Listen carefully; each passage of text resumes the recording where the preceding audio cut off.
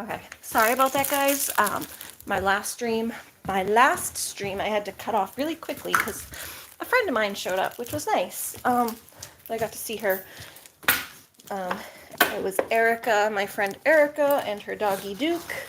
They showed up for a play date. I was talking with her earlier in the day, and I had reached out and asked her if she wanted to come by, but then she hadn't messaged me back for a while, and so I went live.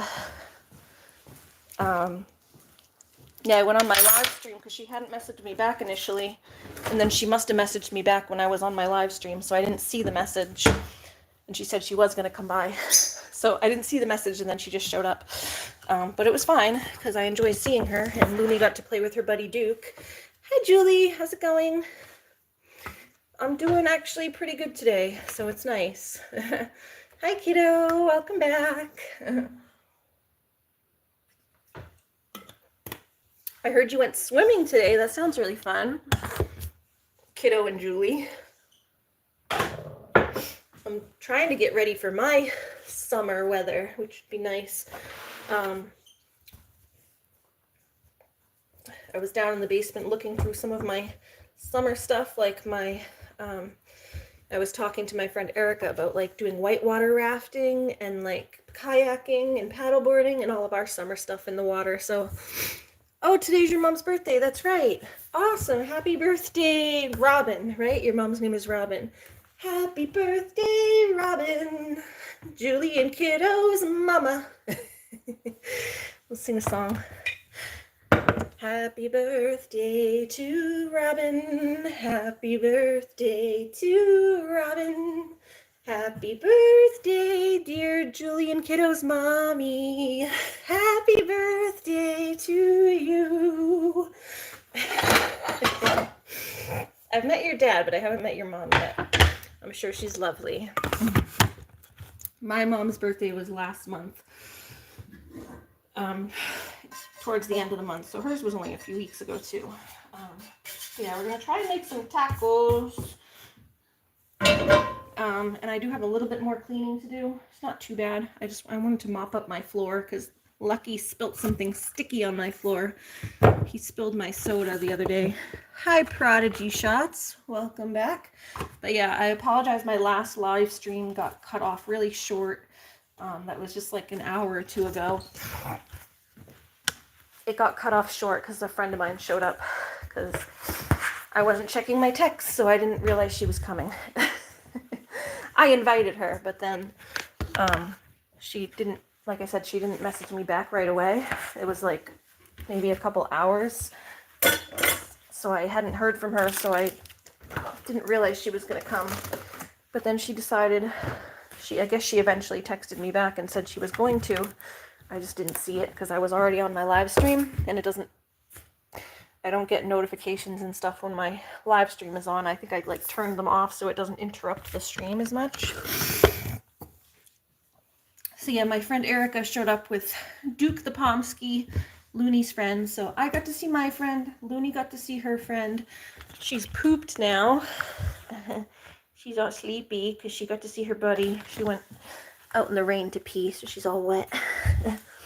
But yeah, we're going to make some tacos. And then yeah, there's a little bit of cleaning left to do. It's not too bad. I want to straighten up my couch. And I need to get like my Swiffer or the mop or something, because Lucky last night he spilt one of my sodas. It was my last root beer. He spilt it, and it was like I wiped it up with like a cloth, but it's still a little sticky over there. So I wanted to try to mop the floor. Let's put some eye drops in. Hi, Heather. Welcome back.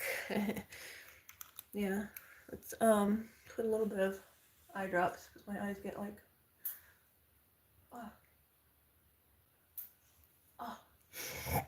But yeah, okay, so we're gonna make some tacos. Tacos. I actually really like this shirt too. It looks good on me. I look good in this shirt. I think so, at least. And yeah, this shirt goes to Save the Bees. So just what it says down here is Save the Bees. And then it has all the flowers and stuff. And when I bought it, like a certain amount of the proceeds go towards saving the bees or, you know, whatever, trying to invest in like different ways to research about saving the bees. You know, there's different like programs and stuff that they have, like environmental programs to help the bees. Because I garden and stuff, and the bees are very important for gardening. It's very flattering on you. Thanks. Yeah, it's like, I don't know, it's like just a basic t-shirt, but I feel like it looks nice. I don't usually wear like things that are so form-fitting, that it's like a little form-fitting here. Shows off my curves. I usually wear baggy clothes, but I don't know, this, it's still comfortable, but it's like, it's form-fitting, but still comfortable. That's why I like it. Thank you, Jamie. Welcome, Jamie. Okay, so yeah, we're gonna make some tacos, and then while the tacos are like cooking, while the meat's cooking, I'll like do some cleanup and stuff in between. But it got a little late because my French came up, and we hadn't seen each other in a bit. Like I said, I was sick, or just not feeling good. I've been really stiff and like been getting migraines, and I don't know, I hate to say sick because it's not like an illness, it's just whatever, my disability stuff. I've been having flare-ups. And not really wanting to socialize that much. And then by the time I started feeling better, Mooney was sick, so I didn't want Duke coming by and getting sick. So, yeah, we hadn't seen each other in like a couple weeks, so it was nice to catch up. And she's also friends, like she's mutual friends with our friend Marie, Everest's mom, Everest the dog. We were all kind of like mutual friends. We all met at the dog park. We're mutual friends. So she's been really bummed too about Everest and Marie moving. So we talked about that a little bit and stuff.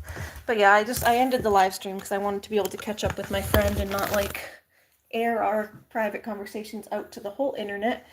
I mean, I can like recount a little bit and talk about like, you know, things that we talked about and stuff, but you know, you're having private conversations with your friends, you don't like need to blast it to everybody.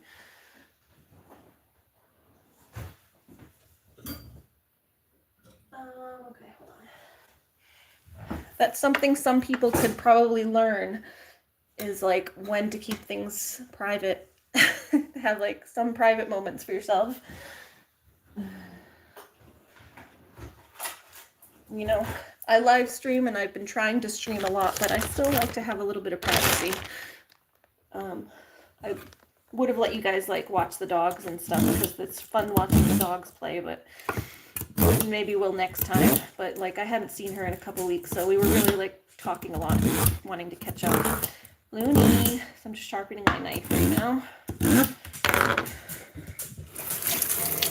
And you rinse it in the sink so you don't get like any metal chips or whatever.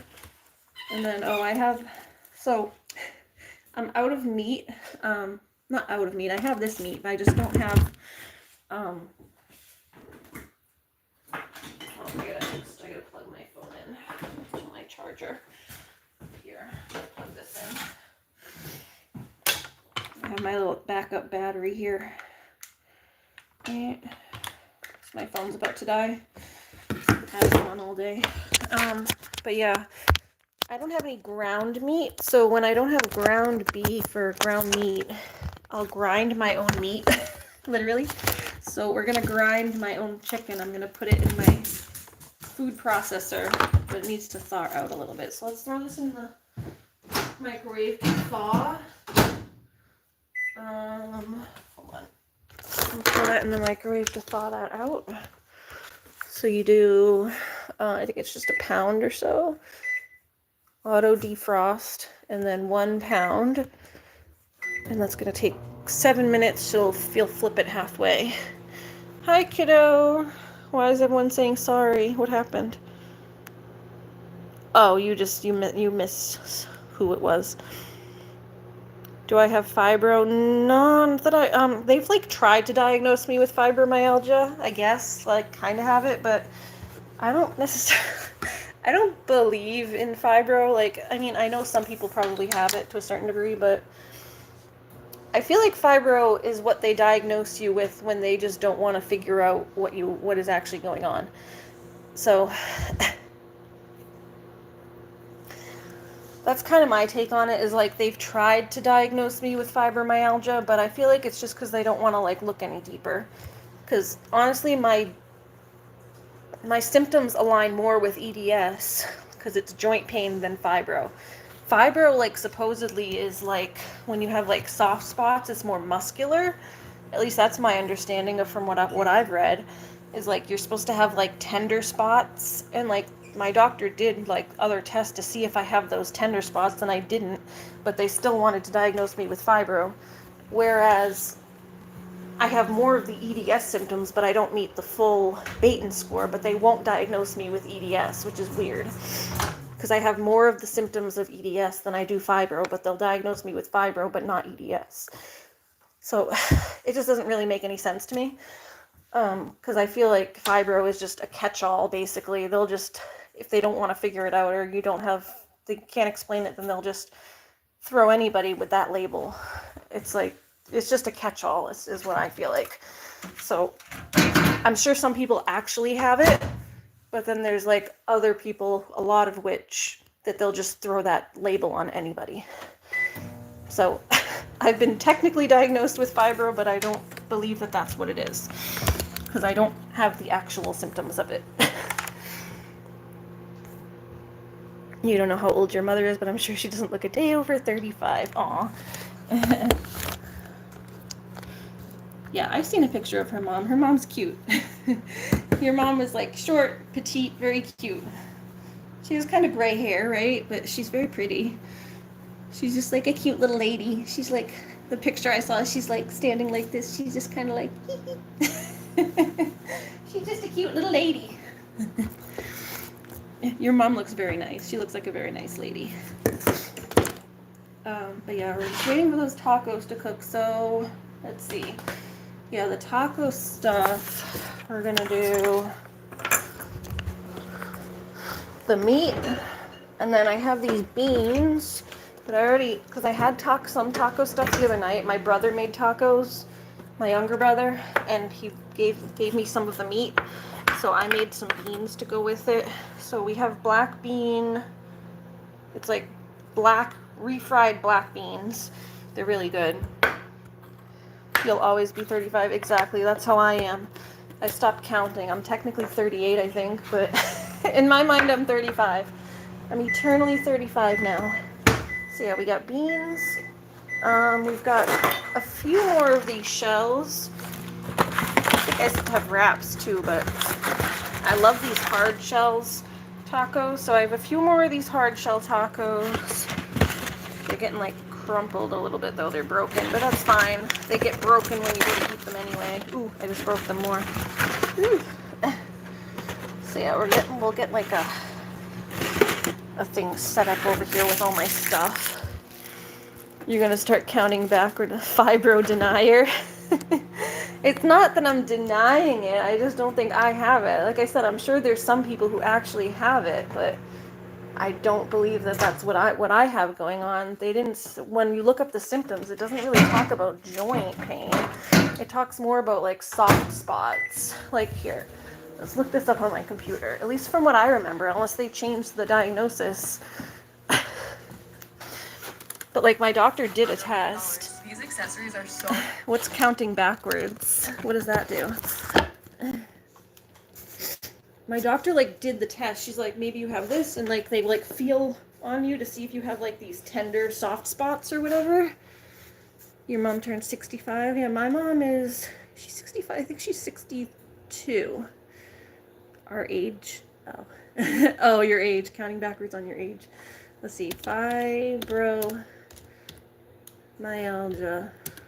symptoms.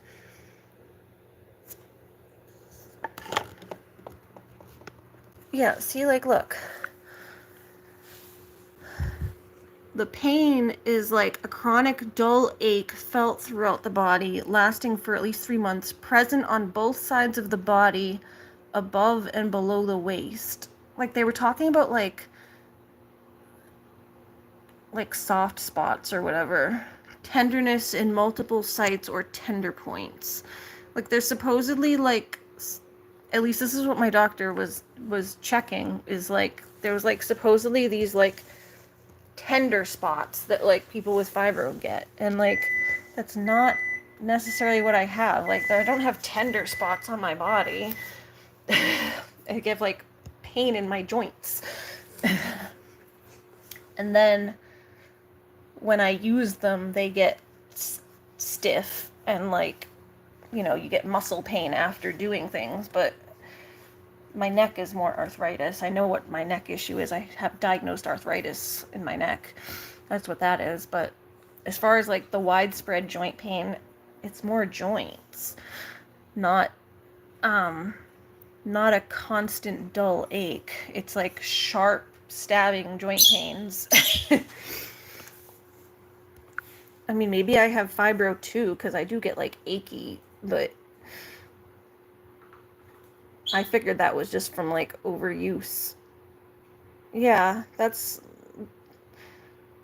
what I'm wondering, is like why they'll diagnose me with something that I don't have the symptoms of, but they won't diagnose me with something that I do have more of the symptoms of. But yeah, fibromyalgia symptoms include pains throughout the body lasting for 3 months. Often the pain is described as a constant dull ache. I mean, tiredness, I have tiredness. I'm always fatigued. Like, that's one of the things. But I do have like a lot of the symptoms, but it's like the pain issue isn't that. The way they describe the pain on fibromyalgia isn't the way that my pain is. They say it's a constant dull ache, whereas mine is like sharp joint pain. Like in my hip, it's like feels like a knife is going through my hip. When it's my wrist, I feel like there's a knife, like, or like just something like in my wrist.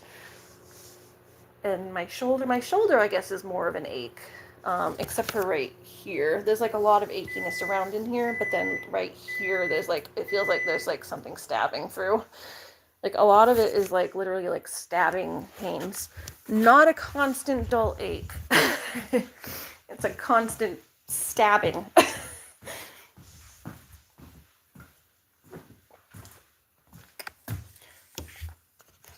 Yeah, I would just think that like pain is like more of like the main symptom, and that if my pain being like the main thing, because that's like the main thing that impedes my quality of life, is completely different than how they're describing it, and is more joint pain than like muscle ache pain, then it doesn't quite fit in my opinion.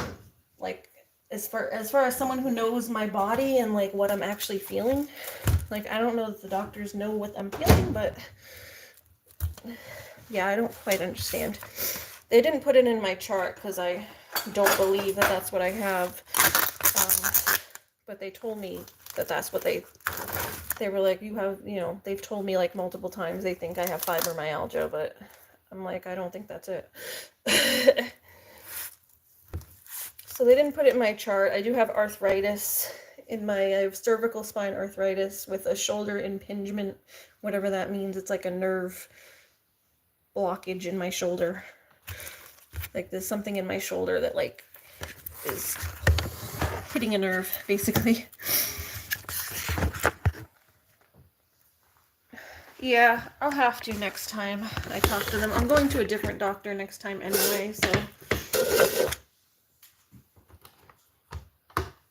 I have a doctor's appointment on this coming Thursday. This coming Thursday. I went to my psychiatrist, like I said last week.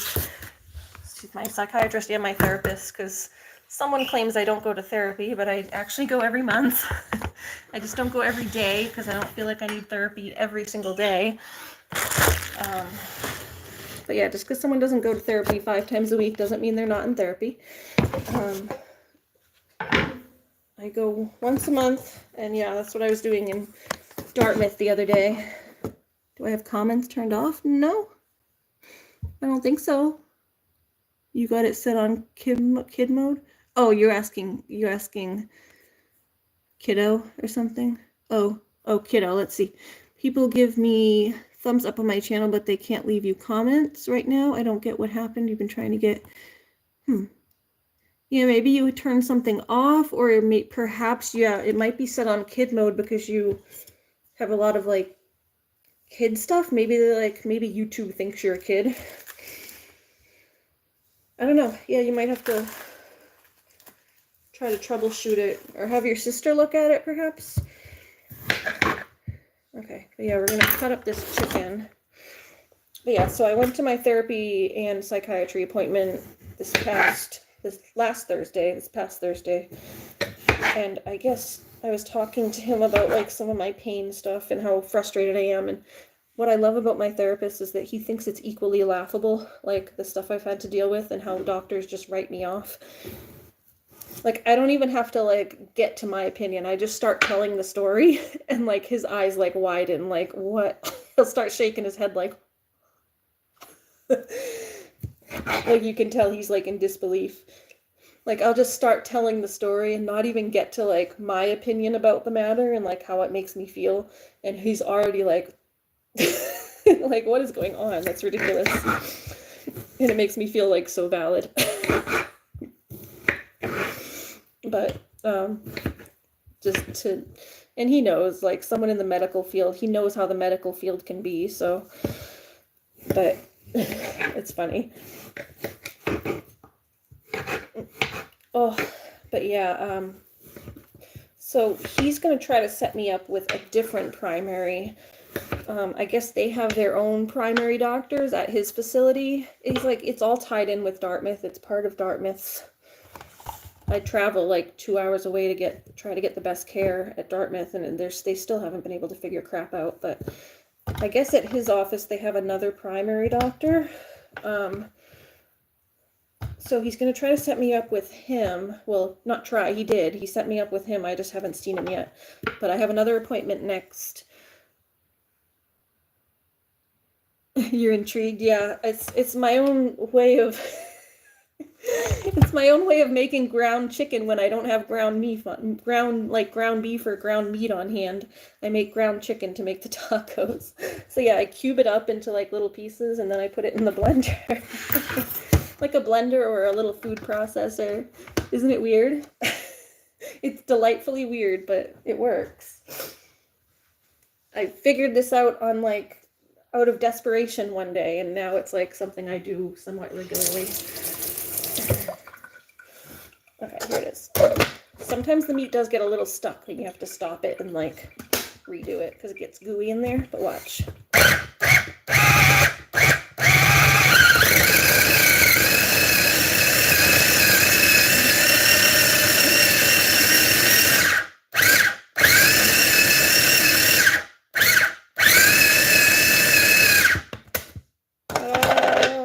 And now it's ground beef or ground meat. It's still the same thing. I just checked out of your videos and didn't see why you can't get in the comments. Look at Lucky. He comes running. He comes running when he smells the chicken.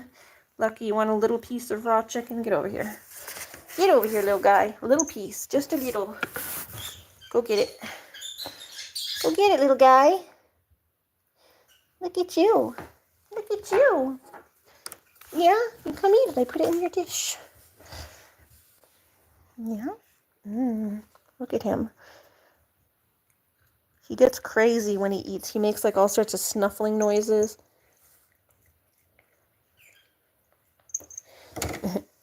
When he eats something he really likes. But yeah, see, now it's like basically just ground chicken. So if you run out of ground beef and you're not at the store and you need ground meat for something, there you go, Lucky. You missed a piece. You just checked on one of your videos and didn't see why you can't get to the comments. Yeah, you might have to Google it, or I can try to help you with it later, but it's hard to, like, you might have to, like, send me pictures back and forth to tell you if I can't, like, get into your account. I don't want to, like, ask you for your password and go into your account, but I can do it myself, but, I could try to help you with it later. Like last time I tried to help you block someone by sending you pictures back and forth of how to do it. Like we could do something like that. All right, Lucky. Lucky Duck, wait. Lucky, you're gonna have to go in the crate. You can't stay out of my business over here. Here, hold on.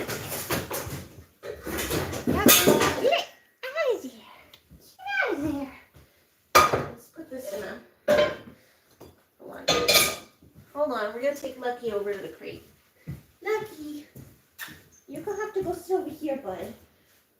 You can't jump and eat all my chicken. Come on. You can't stick your nose in the dish. Go sit over here for a minute. Go play with the toys. Sit on the rug. There's all toys in that crate. Go ahead. There's lots of toys in there for you. Go ahead. Go ahead. There's lots of toys. Bring him some treats. Sorry, I had to go put Lucky in the crate because he's trying to steal all my chicken. He's trying to steal all my chicken. Yeah, you can't have it. We'll get some treats for him. So the vet also gave us these. Oh, this one's falling off. God, the cat one's falling all over the place. They're like treats that are good for your teeth. Because Stratus needs his teeth brushed. So there's these treats that are supposed to help like brush your teeth basically. Or like help with tartar. So they gave us some for the dog and some for the cat. Here you go. Wait. Luna, you coming running too? Hi. Stratty, you want a couple? You're the one that's supposed to eat them. Because you're the one with the bad teeth. Go have a few. Go have a few. Come here, Loon. Hey, Looney, those ones are Stratties. I got some for you too. Don't eat Stratties. Here, we'll give Lucky a couple. Here. If she stop crying. Go get some healthy treats. There you go. Did you eat a couple, Stratty? Yeah, I can get him some food. He can have some food in his crate. Just, you can't have my chicken. You can't have my chicken. You can't have my chicken. Everyone's trying to get my chicken. All right, let's get my. You give Nye dog Minties. Oh yeah, and there's like greenies too, which work. I give Looney greenies sometimes. Okay, but yeah, look, see. And then we'll do the rest of it. You can't do it all at once because it gets too much in there. This wire is getting all tangled.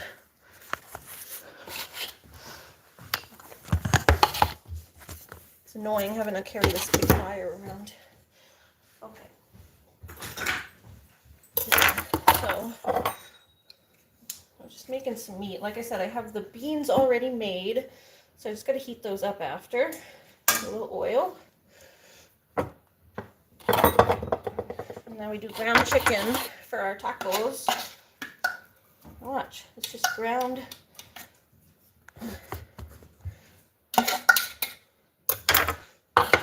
meat. Ta-da! Right? It just makes ground meat, basically.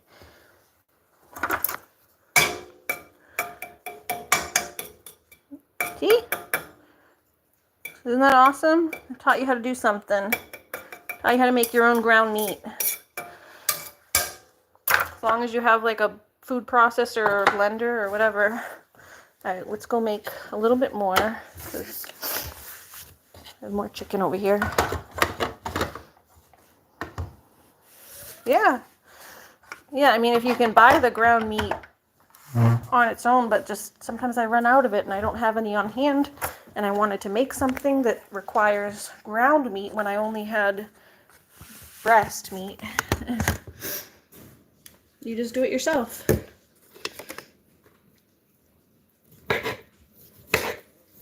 You just gotta like cut them up smaller so they don't get stuck in the blender. You gotta cube it up a little bit first. You can't just like throw a whole chicken breast in the blender. So you cut it into little cubes. Little cubes first.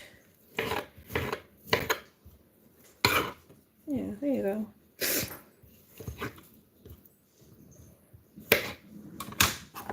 And yeah, it does help if it's like slightly frozen, so it doesn't mush as easily. It's a little harder, like it's not so mushy. So I thawed it out, but it's still like kind of hard in the middle. You don't want it fully frozen or you can't chop it, but there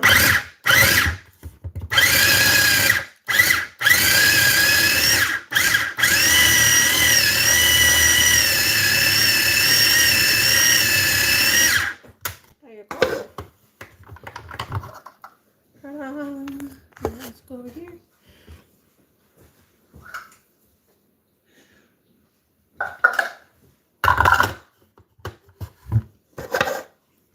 You'll try that next. Oh yeah, tell me how the pizza came out. Everyone liked it?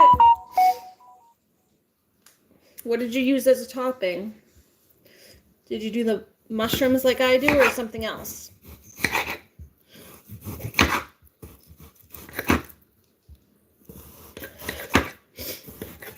It's fun. Pizza's fun. I'm glad everybody liked it. And it's so easy. You just gotta make the sauce. Or like I said, you can buy a sauce. I prefer to make my sauce because it tastes better, but you can use like the pre-made jar sauce. It just tastes better when you make it yourself.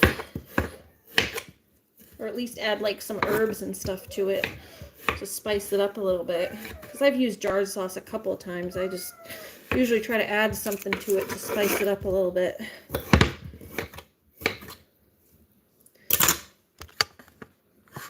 Looney's up in my business over here looking for chicken. You want a piece? Here, you go sit. You go sit. Oh, you are sitting. Okay, can you lay down? You gotta do something good for this. This is chicken. Can you roll? Roll, roll, roll. Good girl. There you go. There's a piece of chicken. There you go. That's all you're getting, just because Lucky got some. Fresh oregano for the first time in your life? Oh yeah, fresh oregano is awesome though. Fresh oregano is good. It's my favorite. And it was good, right? You'll never go back. You'll never go back after trying fresh oregano. Oregano is like my go-to with sauce. For a tomato sauce, it's so good.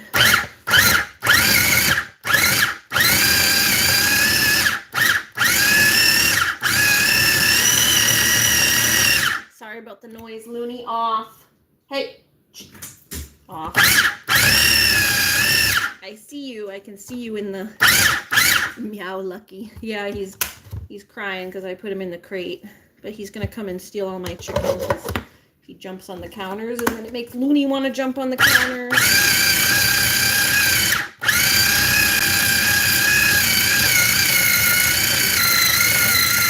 Sorry. Yeah. Lucky will come on the counters and then it makes Looney want to jump up on the counters and then my house turns into a zoo while I'm trying to cook. And I don't want all the animal feets in my food. No animal feet in my food. Right, guys? Okay. Oh, poor baby. Yeah, I'll get you dinner in a minute. As soon as my chicken on the stove and cooking, then you can come back out. It just sits when I'm cutting it. He's not going to go take it out of the hot pan, but he'll try to take it off the counter. Look at him. Oh, he makes the saddest little baby noises. Oh, the sad little baby. Looney, off. Hey. Get that nose off. Thank you. Lay down. Your husband asked me what made me decide to make pizza because I've never made it before, and you told him it was me. Your husband's gonna love me, right? Your husband's gonna fall in love with me. I'm gonna give you all the good recipes. Next, you'll have to make him tacos with blended chicken.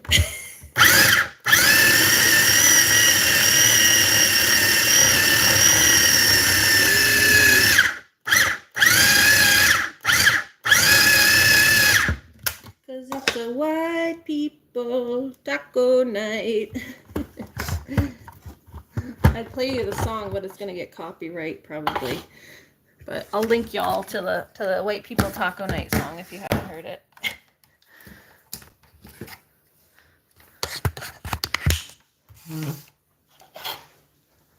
forget all the lyrics. It's just very simple. It's like, and then you get some, and then you get some tacos, and then you get some cheese, and then you get some ground beef, because it's a white people taco night.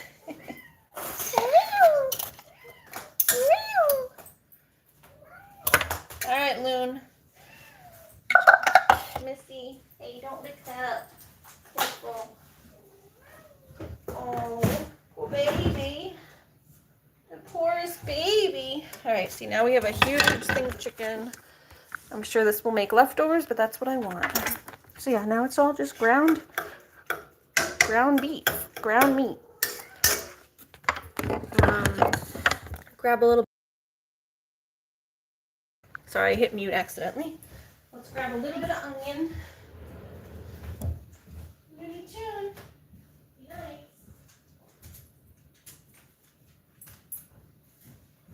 Hey, I see you. Get down. You have no respect. No respect. That is her biggest naughty. Her biggest naughty is jumping on the counters. She's got to learn not to counter serve, but honestly, Olivia used to do it too, and steal my food. When Olivia was around Looney's age, she stole my sandwich at the beach. So, like, girl's not one to talk. My dog ain't perfect yet. She's still learning. She's still learning. That was actually kind of funny. But, yeah, Olivia stole my sandwich once at the beach.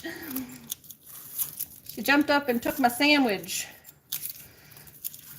right out of my wagon. I had it in my wagon as we were, like, bringing our beach stuff in the cart. We were in the... I have, like, my wagon cart that I would bring to the beach to pull all our stuff. And I wasn't looking, and Olivia jumped in there and snagged my sandwich and ate the whole thing. Like, we were going to take my sandwich and, like, sit down on the sand because it's hard for me to pull the wagon and, like, you know, it's hard to eat while I'm holding all my stuff and pulling the wagon. So I was going to, like, go and eat when I sat down on the beach and stuff. Thief, right? Yeah, it's just, animals do that when they're young because they don't know any better. But I didn't hold it against her. I didn't hold it against her. They just gotta learn. Off. It's not like I'm not trying. Jesus Christ. That's the goats. That's the goats. We gotta bring that to the goats. It's the goat stuff.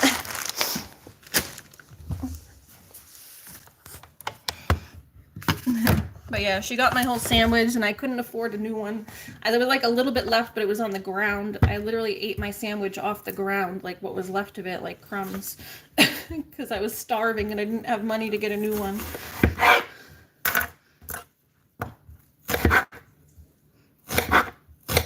Ugh. But yeah, I love Olivia. She was a good dog. Ain't gonna hold the puppy antics against them. I'll miss her, that's for sure.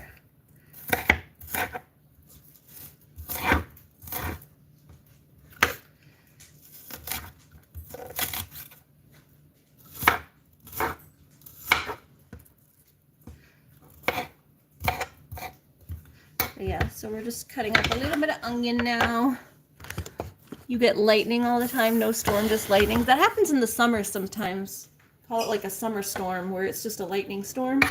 Where there's just like a charge in the air basically, and you just get like this crazy lightning. But yeah, we've had a lightning and thunderstorm.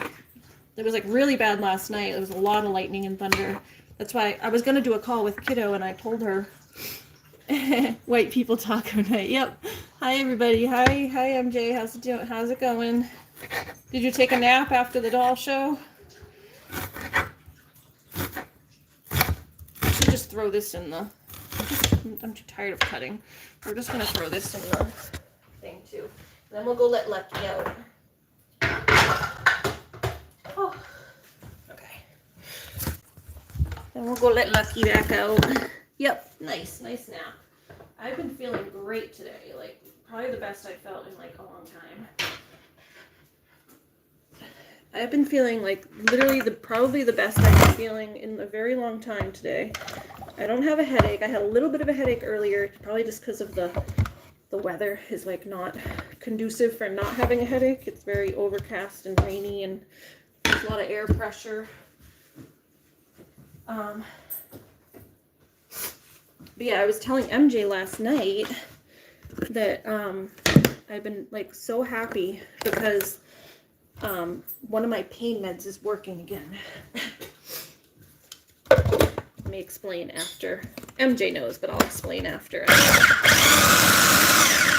Your fister from another Mr. MJ in the house. His house. Yeah, where is it? Actually, I could do to put some more on. A little bit. I do to put a little bit more on. So yeah.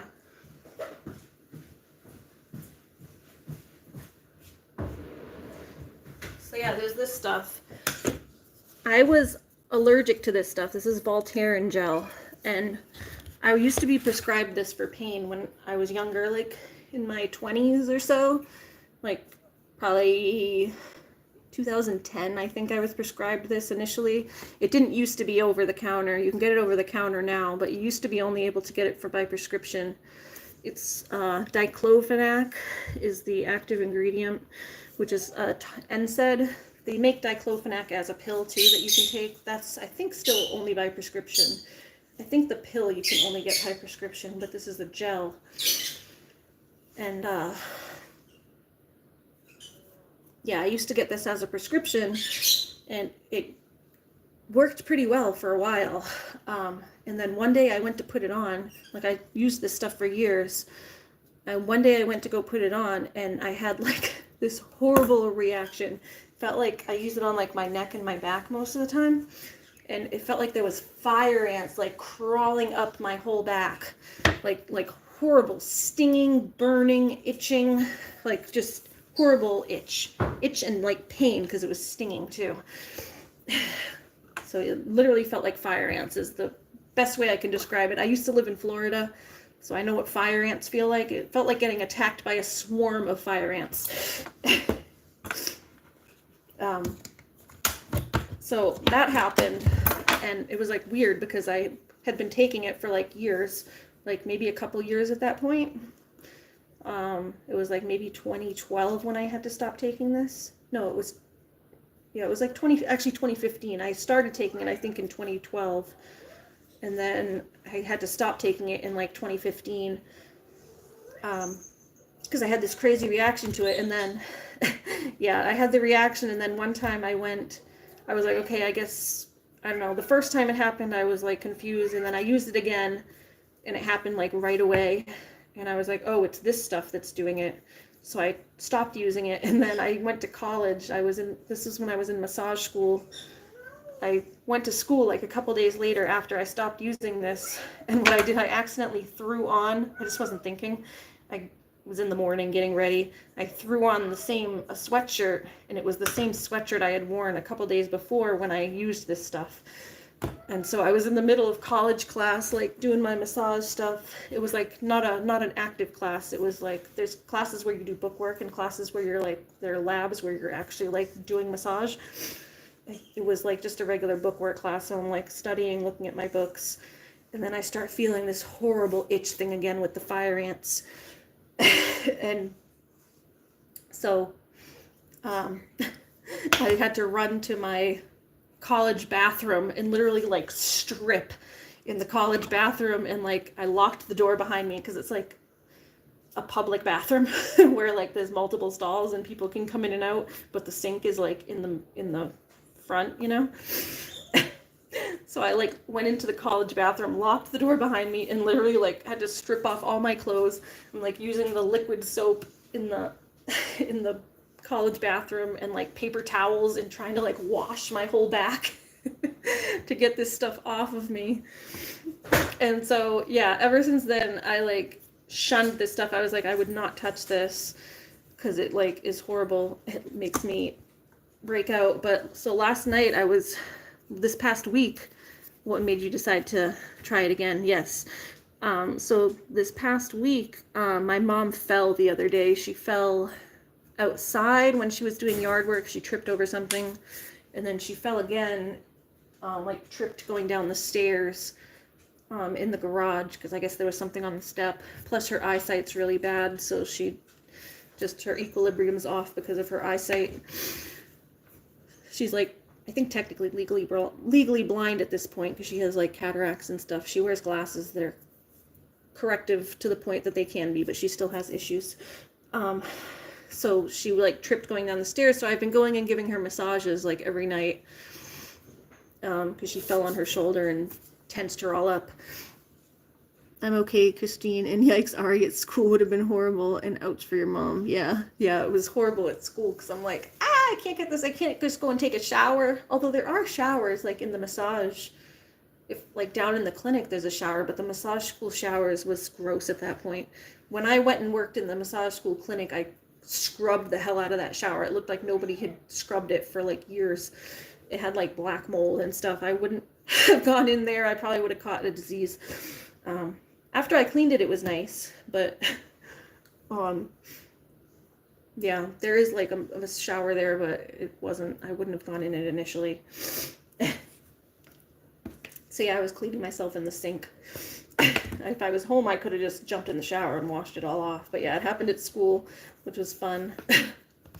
But yeah, so I've been doing massages for my mom every night, and I was like, I had this stuff in the bathroom, and I was like, maybe I should try this on my mom, because it's a topical NSAID. It's like a anti-inflammatory that's topical. And so I was going to rub it on her shoulder, but initially I was like, I don't necessarily want to touch it and get it on me.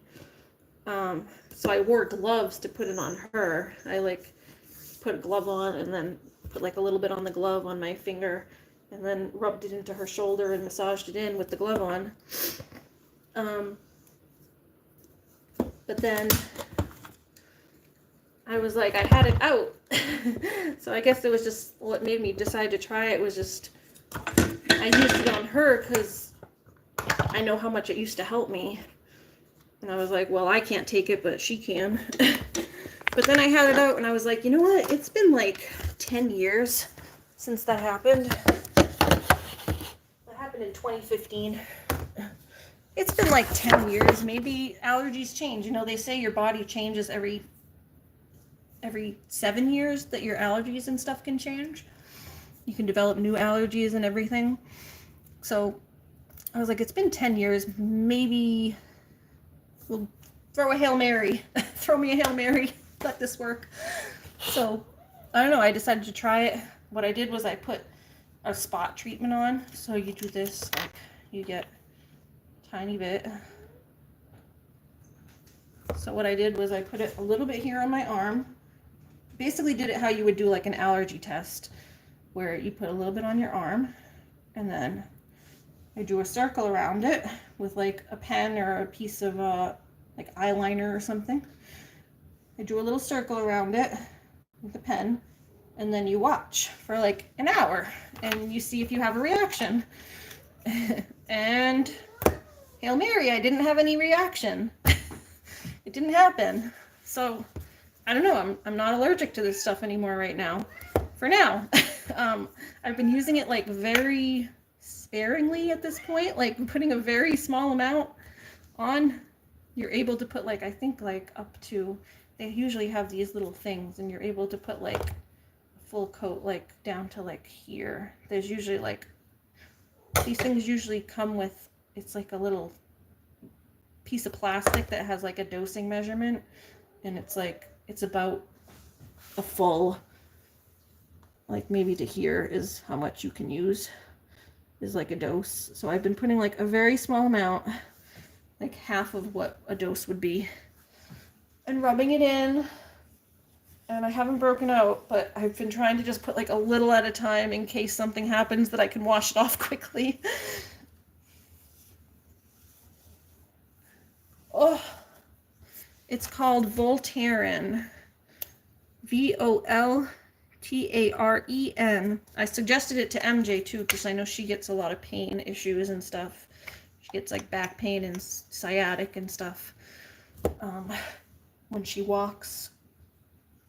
So I suggested it to her like a while ago when I couldn't even take it. Like I explained to her how I was allergic to it and I couldn't take it anymore, but how it used to work really well for me. But now I can take it again, so I double suggest it. Like it's hard to suggest something to someone else when you can't use it yourself. It's like, well, why don't you take it if you're suggesting it to everybody else? It's like, well, because I'm allergic to it. But yeah, now I like triple, quadruple suggest this to people because it really helps. And I have trouble taking by mouth. I can't really take by mouth NSAIDs because I get ulcers. I have like a dormant ulcer that like it acts up if I start taking those type of meds. It used to be really bad, and then I stopped taking NSAIDs, so it's healed a bit, but if I start taking them again, it like acts up really pretty quickly if I take that kind of stuff. So that's why I take probiotics every day. I have like, actually, let's take my probiotics. I haven't taken them yet, but I have like 2 whole things of probiotics because I take these every day for my stomach. But yeah, this stuff works really well. And you apply it like just on the spot, which is cool because you don't have to have it going like into your body and wrecking your whole digestive system. You just put it right on the spot where it needs it.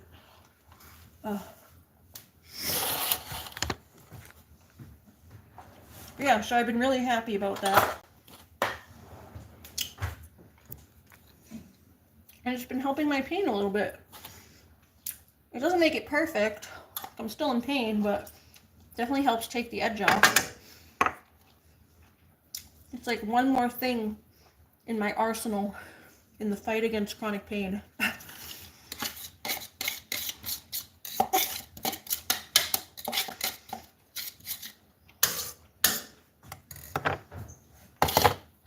Actually, hold on. Let me take a little bit more of that. So I'll do some peppers and onion after. I'll wash my hands so I don't get that medicine on my food.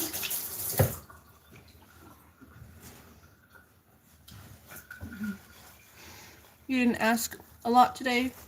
Sure, kiddo. You're gonna listen, just not comment. You gotta lay down again. Yeah, I hear you. You went to the doll show. It's a lot of walking around. Your husband has a very physical job and is often sore when he gets home. You'll have him try it. Yeah, definitely. It's really good for the muscle aches. Not quite as good for joint pain. It does help a little bit, but especially like the muscle areas where you rub it into like your shoulders. It really relieved my shoulder pain last night. And it's been helping a little bit with my hip area because I just rubbed some on my hip. I've been getting like the sharp pains through my hip. It's a little harder on the joints to get in there because the joints are like a little bit of a deeper pain than the muscles, but it does still help. It does still help, just not quite as much as it works for the muscle. Why is this like, Jesus, why is this? Hold on. Is it like off kilter or something? Here it goes. There we go. Sorry. The burner was like off kilter a little bit. Yeah, have a good nap, MJ. Or lay down, whatever, rest and listen. I do that too sometimes. Where I listen to people but I don't talk much. I'm just listening. Oh. But yeah, I'm just very relieved. I don't know if part of it is like a placebo effect of just being really happy today that I have this to even work now. But yeah, I've been doing like a lot of self-care stuff, trying to make myself feel better because I've been in a lot of pain, and I'm hoping that my appointment on Thursday with the pain guy, he's like a primary care doctor that works with pain patients a lot. So he's like a special, he's, you know, like this primary doctors, but they all have like specialties sometimes in different things. So he's a primary physician that has a specialty in pain management type of thing. Kind of like how my psychiatrist has like specialties in he used to work with autism people. Like he worked a lot with autistic kids, and he used to do research with autism, and then he moved over, and now he also does like some stuff with pain management. Mostly like the mix of addiction and pain management and how they work together and how to treat that. He's like actually if you look him up on like the internet, he has like a class, like he's a professor that teaches about like how to use certain medicines for certain psychiatric medicines for pain management as well. Basically like dual diagnostic type of thing.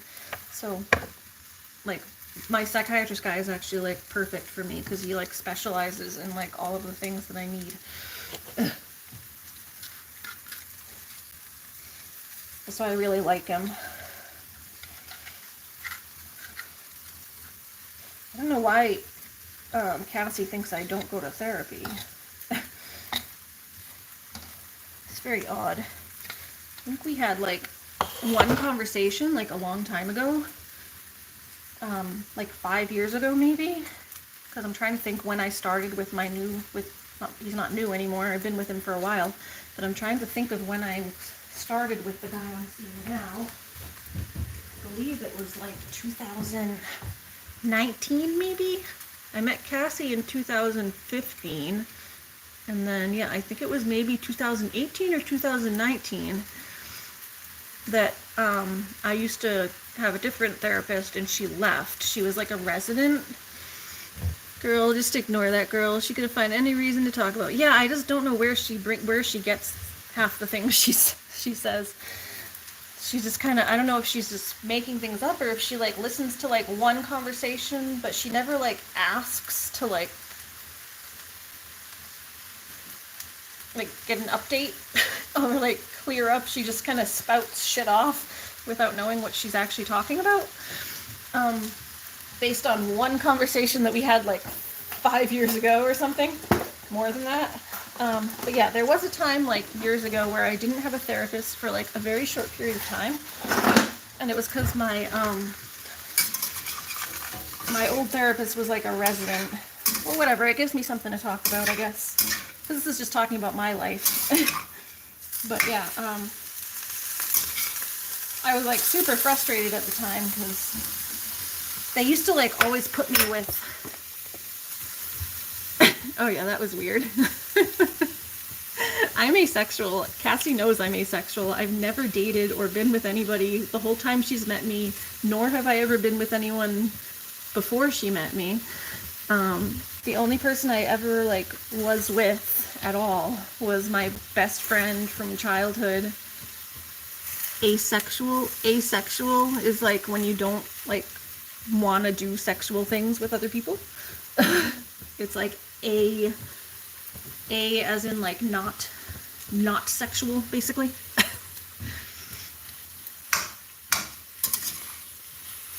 Like a whatever. I don't know, there's like other ones that are a when you say. It's like basically not being interested in that. I'm just not interested in that at all, like from anyone, male or female.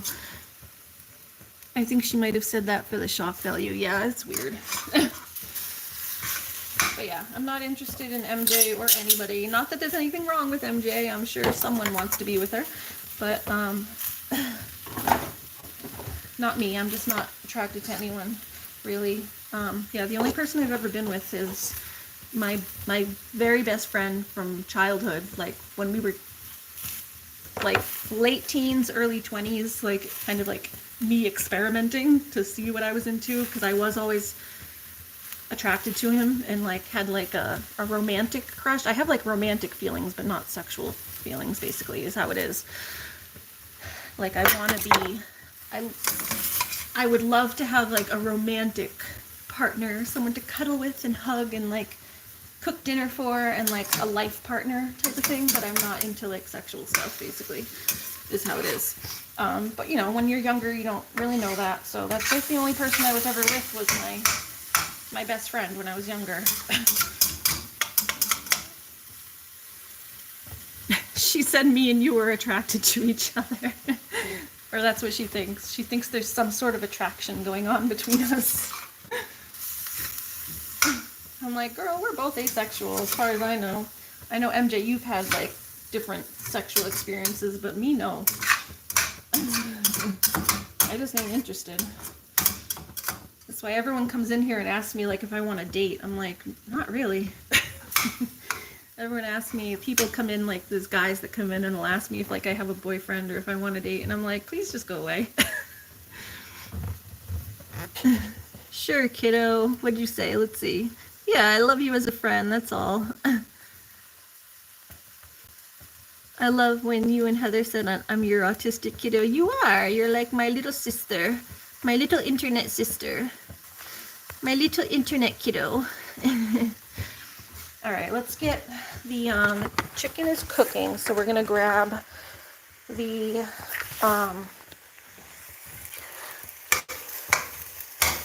seasoning. And we gotta go let Lucky out. All right, here's my taco seasoning mix. This one came with this box. I have another one, but I have like actual like taco seasoning, I think, in like a jar or whatever. Yeah, like I have this. But I'm going to just use the one that was in the bag to get rid of it, so I don't have this bag hanging around.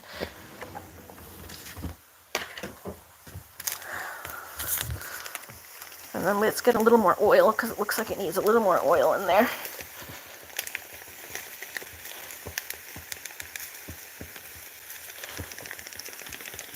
Oh, it's fine. It's whatever. I just think it's weird because she doesn't really know what she's talking about, and she keeps going back to like this Ferris wheel incident, but I beckon anyone that listens to her side of the Ferris wheel incident to just go and watch the video. I was very just up in the air and uncomfortable, that's all, and I apologized for it if she actually did feel like I was laughing at her, but it was very just uncomfortable laughter, because I'm autistic, and sometimes I laugh when I'm uncomfortable. But to say I'm unempathetic, girl, someone who was unempathetic wouldn't have pushed your ass around in the wheelchair uphill. Like, she wants to focus on this one little moment where I laughed when I was uncomfortable. But the whole time we were at that theme park, she was in her wheelchair. Everyone else was like ditching us. They were like all walking ahead. And I stayed behind, and like, I have pain too. And I'm pushing her wheelchair with her 250 plus pound body with my bad joints, pushing her up the hills and everything. Like, you laugh too when you're having anxiety attack. Yeah, it's like nervous laughter. I don't know. It's just like, like it just kind of comes out.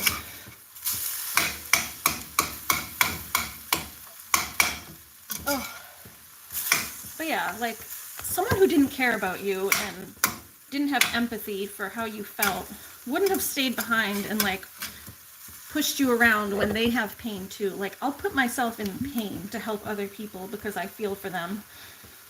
Like my mom this whole week, she's been in pain, so I've been going and giving her back rubs, even though it's putting my shoulders in pain. Like, I've been hunched up like this, like I was describing in my last stream. She won't get on the massage table, so I'm having to like hunch over her bed like this, and it puts my shoulders up here and makes my shoulders all tense. And like, I'll put myself in pain because I care about other people. I'll put myself in pain pushing her 300-pound body, or however much she weighs, uphill in the 90-plus degree summer. Like, she's focusing on one little part of the day that maybe made her feel uncomfortable, but she forgets everything else I did for her because I cared. And not to say like, oh, I did all this for you, like trying to put myself on a pedestal, but just, it's just, she's like, calling me this like horrible, sociopathic, unempathetic person. To say someone doesn't have empathy is basically, I'm not saying she's fat. I mean, she's weighs more. I'm just saying she weighs a lot to push. It's a lot to push. I'm fat too. I have rolls. It's just a lot to push. I don't know how much she weighs.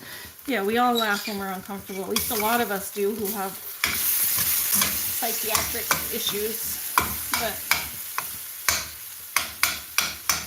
But yeah, I just don't get it. Like, she focuses on very small, minute details and completely glosses over the rest of the context. Because I laughed at an inopportune moment because I was uncomfortable, that means I'm unempathetic, etc. When that whole day I was pushing you around in the hot sun, like with my own pain, I'm stumbling, I got braces on my legs, and I'm pushing you. Like, girl, come on, think about it. Like, I beckon her to think about what our friendship actually was.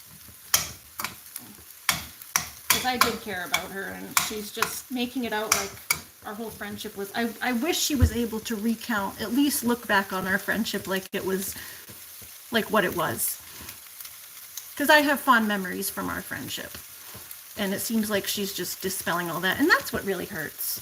That's what hurts, is she's the one that divorced herself from the friendship. That's fine if she can't handle me being friends with someone else. But she's also like going on this attack spree now. And that's not okay. I've been minding my own business over here.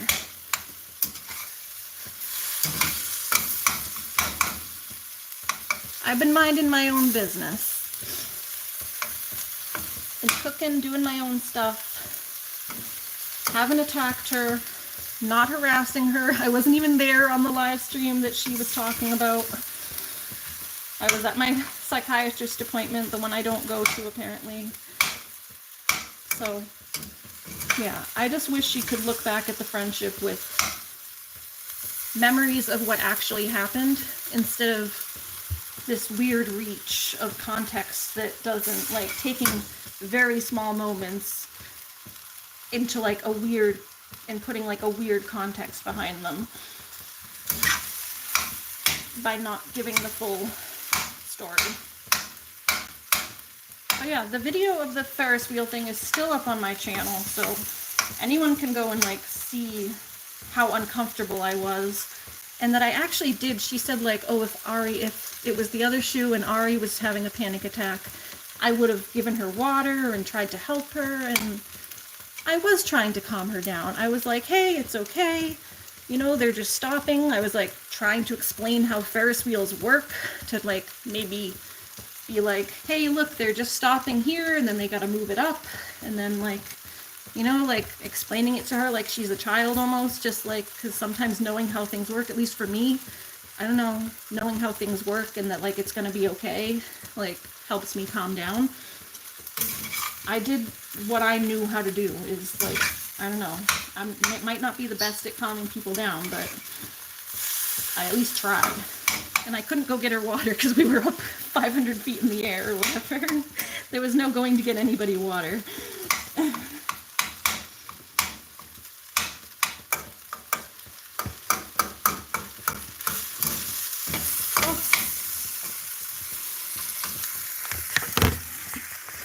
Yeah, you stopped watching for 2 weeks, then stopped after her making fun of your unaliving attempt. Yeah, that was low. That was a bit low, too. Yeah, I don't know. I watched, initially with the Ferris wheel thing, I felt bad. Because I was like, if she really felt that way, then, you know, I don't want anyone to feel like they're being laughed at while they're having a panic attack, but like, I did apologize for that if she felt that way, but I don't know that she even actually feels that way, or if she's just trying to, like, I think she gets a kick out of bad-mouthing people or something. I don't know. I think it is, like, bullying behavior that you feel big to make others feel small. And I've been doing my own thing. I haven't really said much back.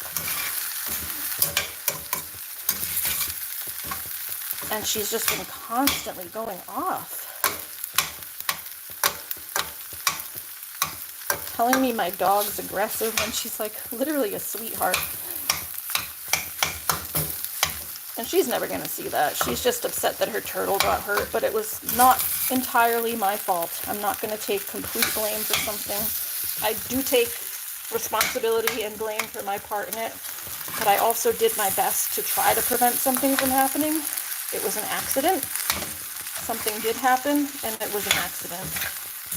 But that doesn't mean I'm not sorry, just because I'm not going to take complete blame for things that were told that I could do, like opening a window. Everyone heard her say I could open the damn window. So no, I'm not gonna like take responsibility for the turtle getting a cold from opening a window when I was told specifically that I could open the window.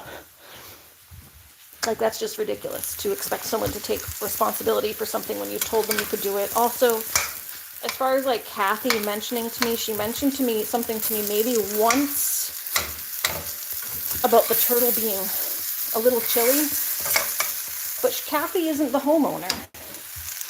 Kathy isn't the homeowner. I'm not going to listen to this random, not that Kathy's like a random woman, but I'm not going to listen to this person that comes in once a day. I'm going to listen to the person who owns the house and owns the animal that told me I could open the window.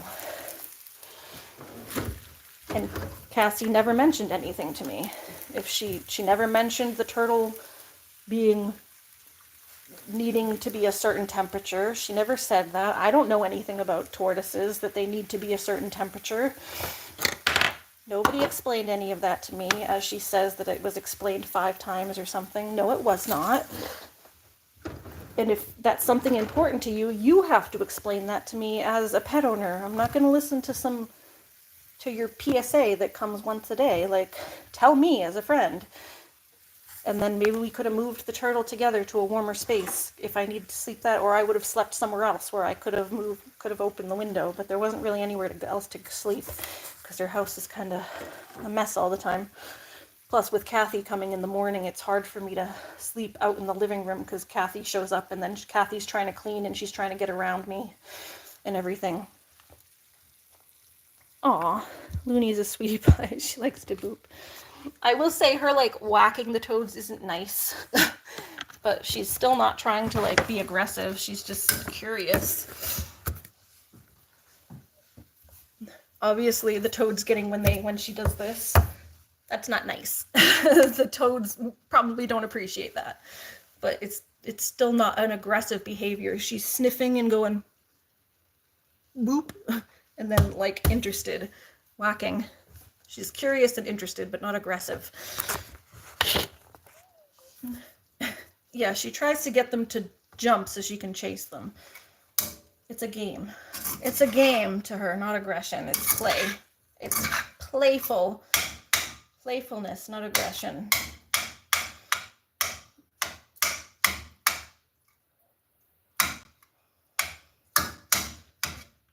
If she needs me to literally show that video to my dog trainer and get their opinion, I will. Like, I'm that confident that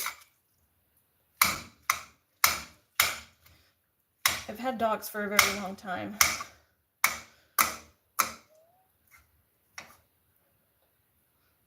Oh, yeah, here is the,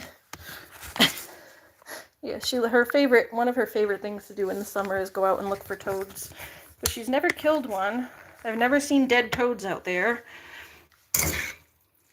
And she definitely didn't kill a bird, by the way. That didn't happen. All the birds that I've had since I got Looney are the same birds that are here, except for Pixie. And Pixie passed away from a prolapsed cloaca. She tried to lay an egg, and her whole, like, insides came out, basically, is what happened. That's the only bird that has passed away since I got Looney. I don't have, like, a stash of birds that are just, like, going missing. If a bird died, you would have known about it, because I'd have been upset and a bird would be missing.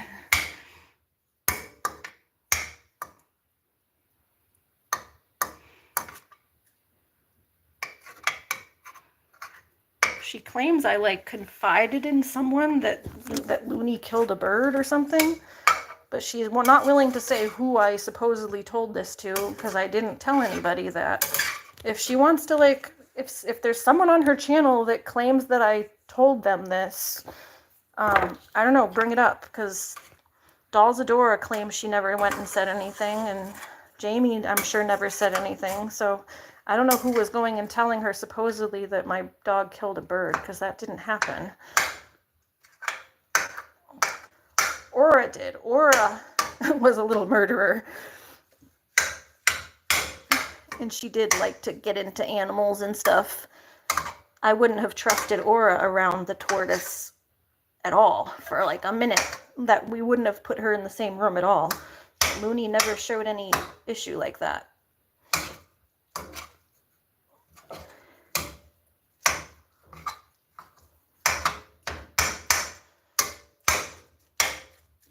Aura, we always, whenever I was at Cassie's house with Aura, we always kept the animals like in a separate room, like they were always in the closet room or whatever, away from her. Because Aura, she loved the guinea pig. She wanted to go after the guinea pig. She wanted to go after the bunny. She just wanted to eat animals. She was a hunter.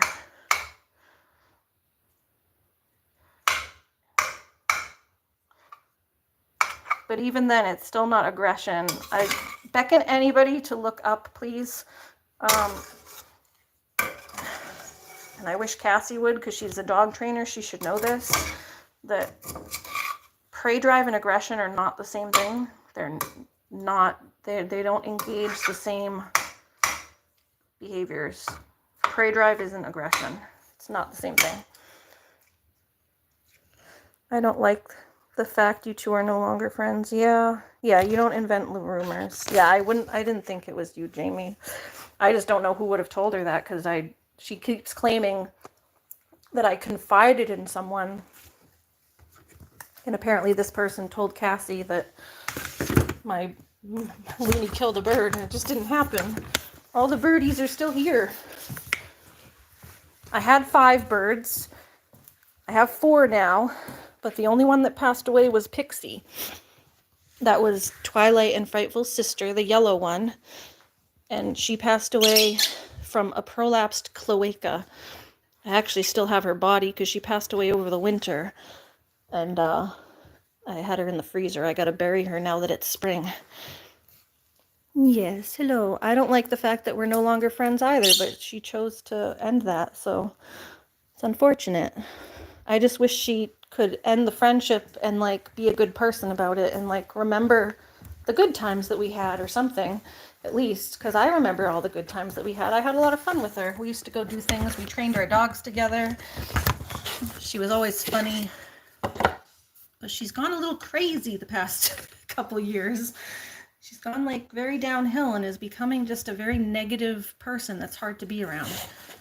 And it's just, it's kind of cruel, the behaviors that I'm seeing from her. And I've really tried to be respectful. Like, she's allowed to vent, but the way she vents is not very nice. And like, there's a line between like venting about your feelings and like making up stuff about people and like name calling and trying to make out someone to be a bad person when they haven't done anything to you. I'm sorry that she can't handle me being friends with someone that she has an issue with. But in my opinion, a boundary for me, she has her little boundaries, but in my opinion, her boundary is toxic abuse. Because you can tell people how you want to be treated. A boundary is like, in my opinion, telling people how you want to be treated. Blue Moon, yes. And she could have ended it on privately, not on YouTube. Yeah, instead of ghosting me. She claims she didn't ghost me, but I apologized to her and then I didn't hear anything back. She claims like, oh, she gave me a chance But no, I was ready to apologize and literally ditch MJ. Like, I hadn't talked to MJ in 2 weeks. I wasn't talking to her. And I sent Cass this apology message that was like, I could pull it up, but it's on my phone, so I'd have to scroll out of my phone. I'll try to recount. It was basically like I understand how it hurts you, and this is hard. It's hard for me to disconnect from a friendship, but I'm, I guess, willing to do it if it really hurts you that much. I apologize that it hurts. I said, like, maybe I might still watch her MJ stuff, but not talk, because just whatever. I don't know. I don't know what I said exactly. I'm trying to remember, but I was like, maybe I'll probably have to stop. I was like going easy, and then I said, I'll probably have to end up having to stop watching her, because when I watch her, it makes me want to respond, because we have like things in common, you know? She was all mad that like this one day I hadn't talked to MJ in like 2 weeks.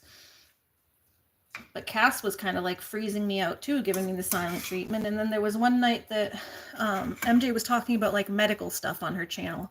It was like pain stuff, and it was just like the medical industry and how you're treated. And it was like stuff that I really related to. So I went in the chat and I was listening to her initially, and I was trying not to respond. And then initially I was like, you know what?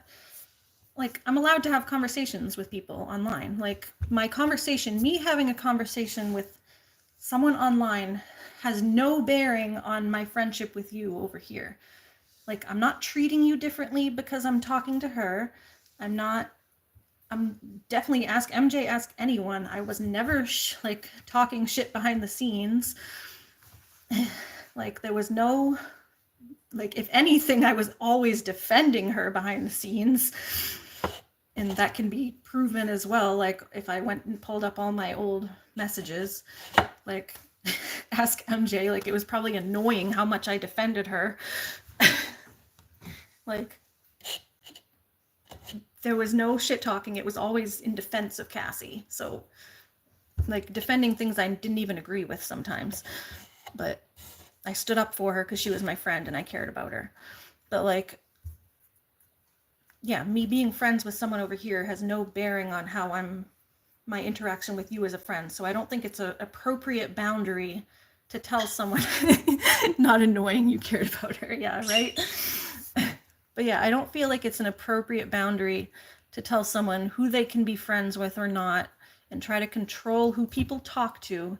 Like, that's like, literally, if you look up the signs of like narcissistic abuse, that is like top of the line, like top of the list, is trying to control who people talk to, who they interact with, etc. It's like not okay. It's not healthy. When I explained this to my therapist, he, like, before I even got to my feelings on it and started explaining like how the friendship happened and what she was upset about, before I even got there, like I said, how he acts, my therapist, his eyes were widening, like, no. And he was like, yeah, no, like, that's red flag, like, abusive, like, you don't have to deal with that. Like, basically, it's okay to, I didn't make the decision to end the friendship. This was her. So I don't get why she's attacking me. I would have happily stayed friends with her and had my other online friendship over here. The two never have to interact with each other. They don't have to talk about each other to me or to either. That was like one of my strict boundaries, was I wasn't going to talk about Cassie with MJ, and I wasn't going to talk about MJ with Cassie. That's an appropriate boundary, is saying, hey, like, I don't want to hear about this person. You can't talk about each other. Like, no, you know, that's an appropriate boundary, is like when you don't get along with someone, saying, I don't want you shit talking me, basically. Like, I don't want to, and that's like what I said online too, basically, is I don't mind people going, my mutual friends, I know we have like some mutual friends here, that's absolutely fine. I would just appreciate if my mutual friends, if she says something, to not join in and to ask me about it before assuming that what she's saying is the truth, because she tends to put things out of context. So that's an appropriate boundary, I feel like. Telling people you can't talk to someone, or I'm not gonna, or basically like an ultimatum that I'm not going to be your friend if you talk to this person. That's abuse. And she was trying to railroad me into a corner of cutting off a friendship. And I care about people, so I can't just cut someone off. That's not me. She can ghost people and cut them off like they're nothing. That's fine. If that's her and her personality and how she is, then that's fine. But I wish she could at least appreciate the good parts of our friendship and not drag me through the mud. Because it's hurtful. And she wants to talk about how hurt she's been throughout all of this, but I haven't done anything to her. She's the one who started this. She's the one who cut off the friendship. And she's the one who's been continuing to smear me. So I just don't understand. I don't understand how she's so hurt. But I'm the one being attacked. It's very odd. And she'll never see that. I'm just unempathetic because I don't understand her logic. I can understand how someone can have feelings about, like, someone being friends with someone that they don't like. But you can have your feelings, but doesn't mean that your feelings, you should put those feelings on other people, basically. Like, it's okay for her to feel that way, but putting those feelings on me isn't right. I didn't do anything. All I did was be friends with two different people that they don't like each other. I have nothing to do with their dislike of each other.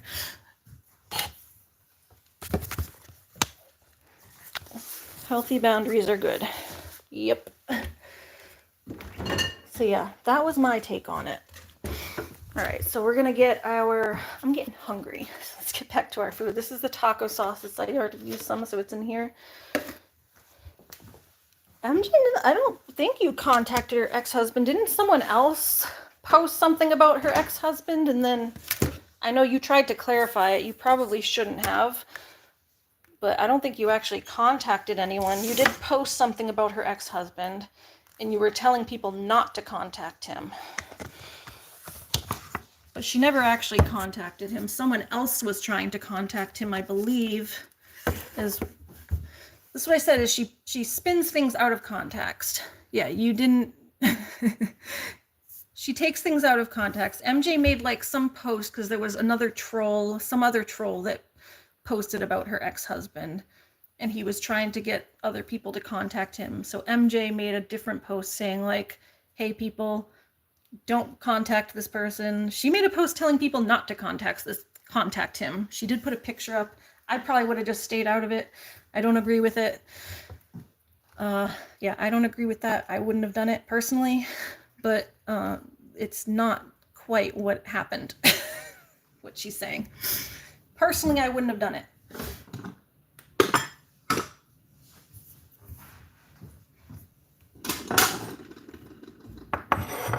But telling people not to contact someone is a little different than, she's contacting my ex-husband and trying to do this.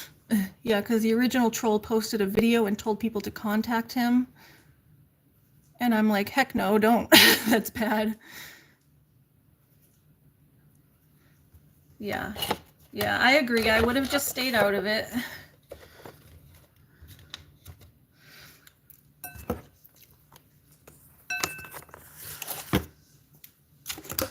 But I guess some other troll brought it up. So she was trying to tell people not to do that, but someone else had already brought it up, I guess. But yeah, personally, I would have stayed out of it. I'm not gonna like condone it because I wouldn't have done it, but I can like kind of understand how it happened at least.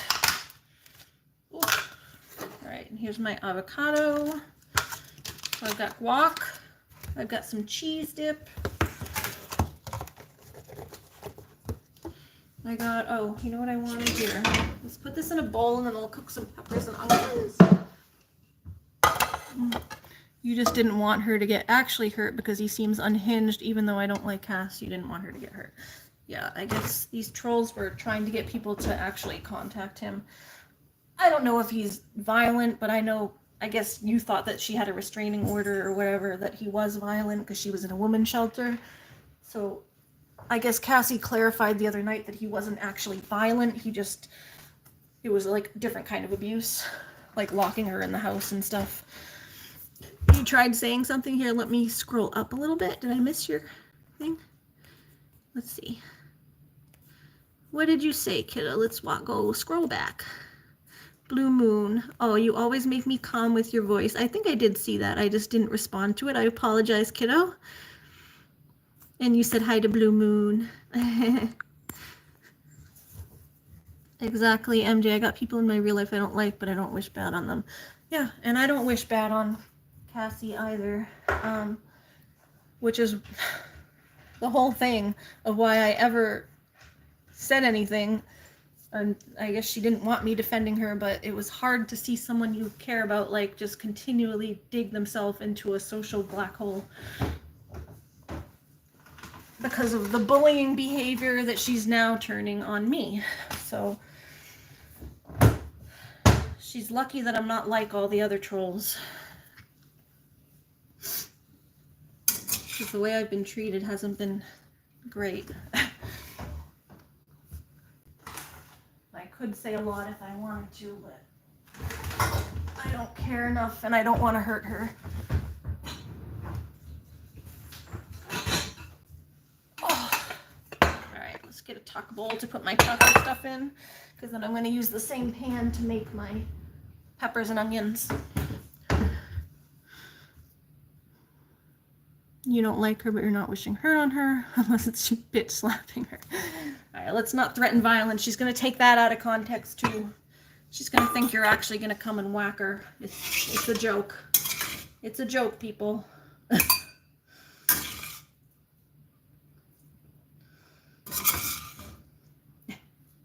She's going to go, you're threatening me. She's threatening violence.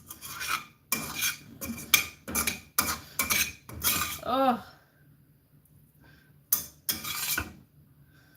But yeah, she pushes and pushes and pushes. I have not been saying anything.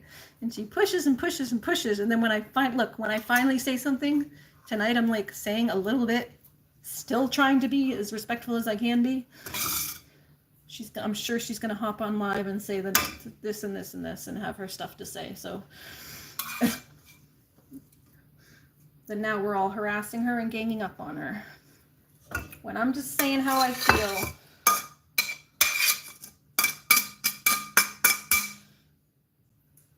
I'm not the one saying that she's an unempathetic sociopath, although if the shoe fits.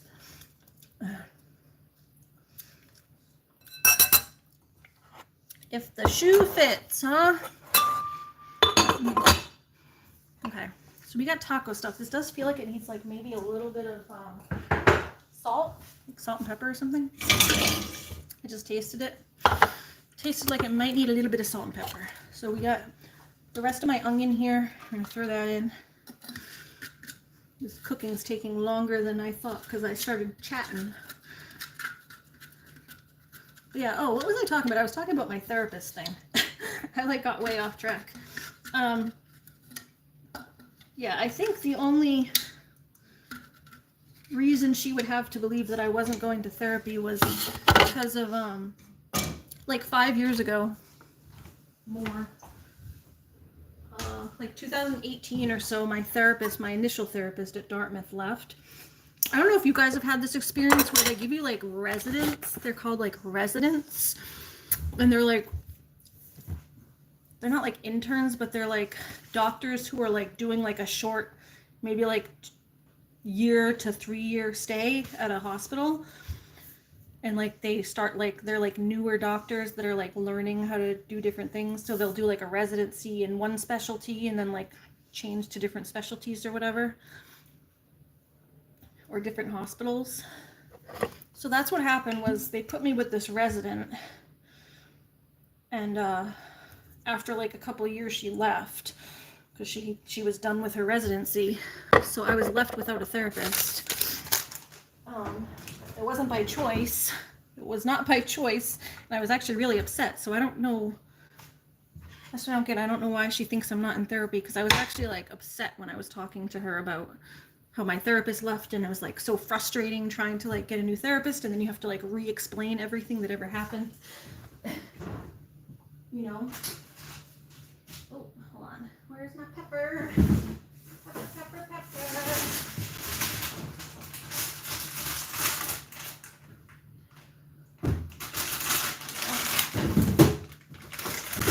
You know how, like, I don't know if a lot of you guys go to therapy. I know MJ goes to therapy. Heather, I know you said you have OCD, so you probably go to therapy. I don't know if Jamie goes to therapy, but anyone who's been to therapy knows probably how frustrating it is when you like change doctors and you have to like reintroduce yourself and like re-establish care with someone and like try to explain like your whole childhood and life to this person. So yeah, I was like really frustrated that, you know, you're with someone for a couple of years and then they leave, and they like kept putting me with new residents. Like it happened like twice at this hospital, and I was like, I'm just done with this. So at that point, like I was frustrated saying like, oh, I'm just so done. Like I don't know if I can do this again. Like trying to like keep going to therapy and they keep putting me with someone new. Like you go get care for like 2 years and then you have to like start all over because the person isn't like, they don't know you anymore. So that was the only time I wasn't in therapy. Maybe I said something like, I'm so done with this and I don't want to do it anymore. It was probably out of frustration of just not wanting to have to reestablish care, but that didn't mean I was like serious that I was never going to go to therapy again. It took a little bit to find someone, but yeah, like I said, I'm with the guy I see now, and I got with him because he was already my psychiatrist, so I already knew him. So it was like at a med appointment or something one day, I was like venting to him a little bit that like they keep putting me with residents, and yeah, my therapist just quit, so I don't have anybody now. And like just talking about how the whole situation, how frustrating it is trying to find someone who, and having to re-explain everything. And so we had this conversation, and he was like, you know, actually I don't just do meds, I'm a trained psychiatrist or psychologist as well as a psychiatrist. Psychiatrist is the one who does meds, like medical doctor, MD, and then a psychologist is the one who like does more like a therapist. So it's a psychiatrist versus psychologist, but some people do both. So yeah, I was lucky enough that my psychiatrist actually does both, and he was like, yeah, I actually do both, and I actually have some openings if you need someone to talk to. So I was able to get in with him, and I've been with him now for like 6 years.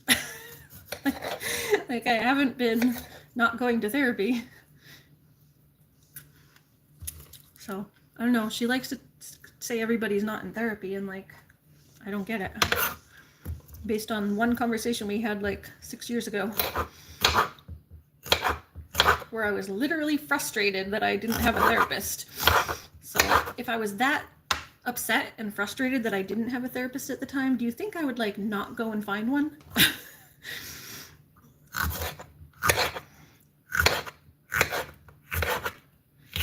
If I didn't want to go to therapy, I'd be like, yay, my therapist quit, now I don't have to go.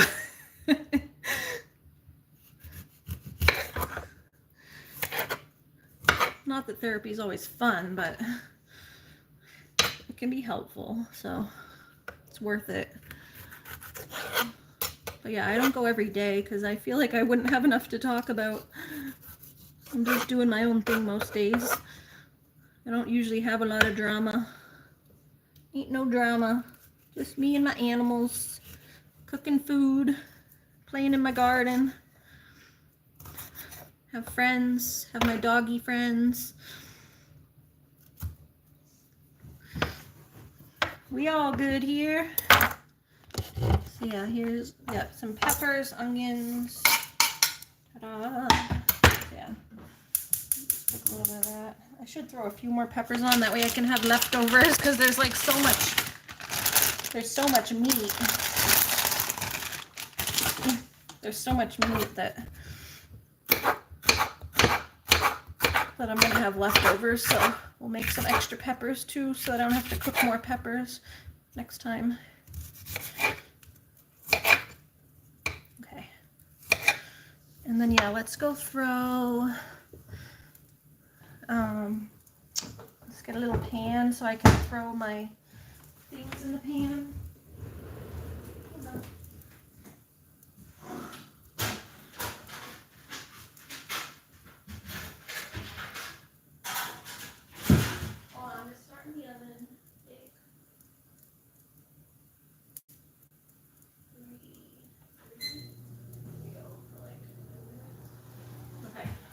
I was getting a pan.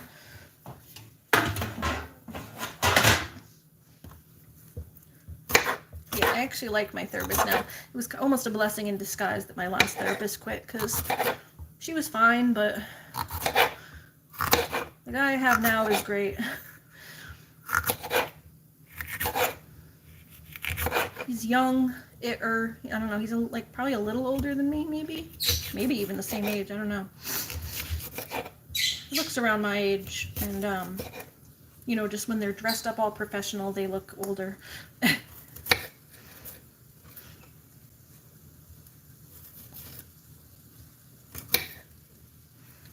But he's with it. And like I said, he always seems to know where I'm going with things before I even finish my sentence. His eyes will start widening like...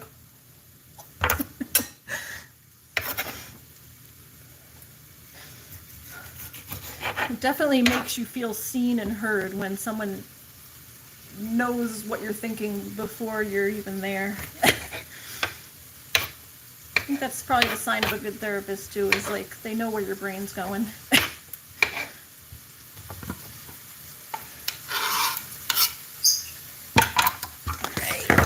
Okay.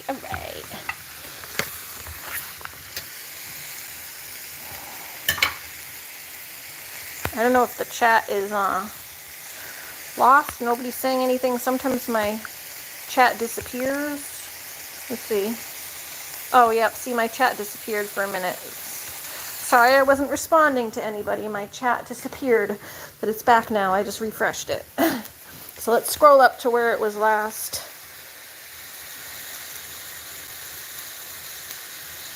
I missed a lot. Alright, yeah, see, it felt like nobody was talking, but I just missed a bunch of messages, so I'm going to go back and respond to everybody, okay? One sec. The last one I had was like the one that MJ said, yup, I don't like her, but I'm not wishing hurt on her unless it's me bitch slapping her. The bitch slap one was like the last message I saw. But yeah, Jamie says no one needs to be contacting anyone exes, that's crazy. Yeah, Jamie, I agree. And I think that was what MJ was trying to say, was not to contact them, but I would have just stayed out of it entirely and leave that on the trolls. They can do whatever they want. I know you were trying to do a good thing, but then it just makes it look like you're getting involved too much with her life. I know you were trying to help, but I'd have just stayed out of it. The trolls are going to do what they're going to do. You telling them not to is probably just going to make them want to do it more, honestly. Yeah, Heather says exactly. MJ says, yeah, but I never contacted her ex. I knew who he was for years and never shared who he was until the troll decided to be like, hey, contact this guy. Yeah, that's horrible. Can we see your goats? Oh, they're outside, but I will go out. I have to bring them a couple things. Once this food is a little more cooked.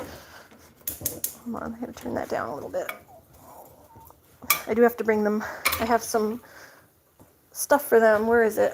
I have a bag of goodies like banana peels, and you can give them these pepper stems and stuff. I'll have a little bag of goodies for them. So yeah, we'll go out to the goats. We can go see them. Well, yeah, it's a joke. I'm in freaking Canada. Too late to see the goats. No, it's okay. I actually do go out at night to go check on them and close them up and stuff.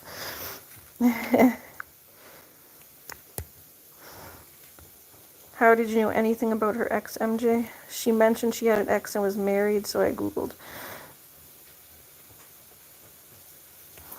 Is it okay that I said something? Can I see it again? Why do you need a voice message? I'm right here.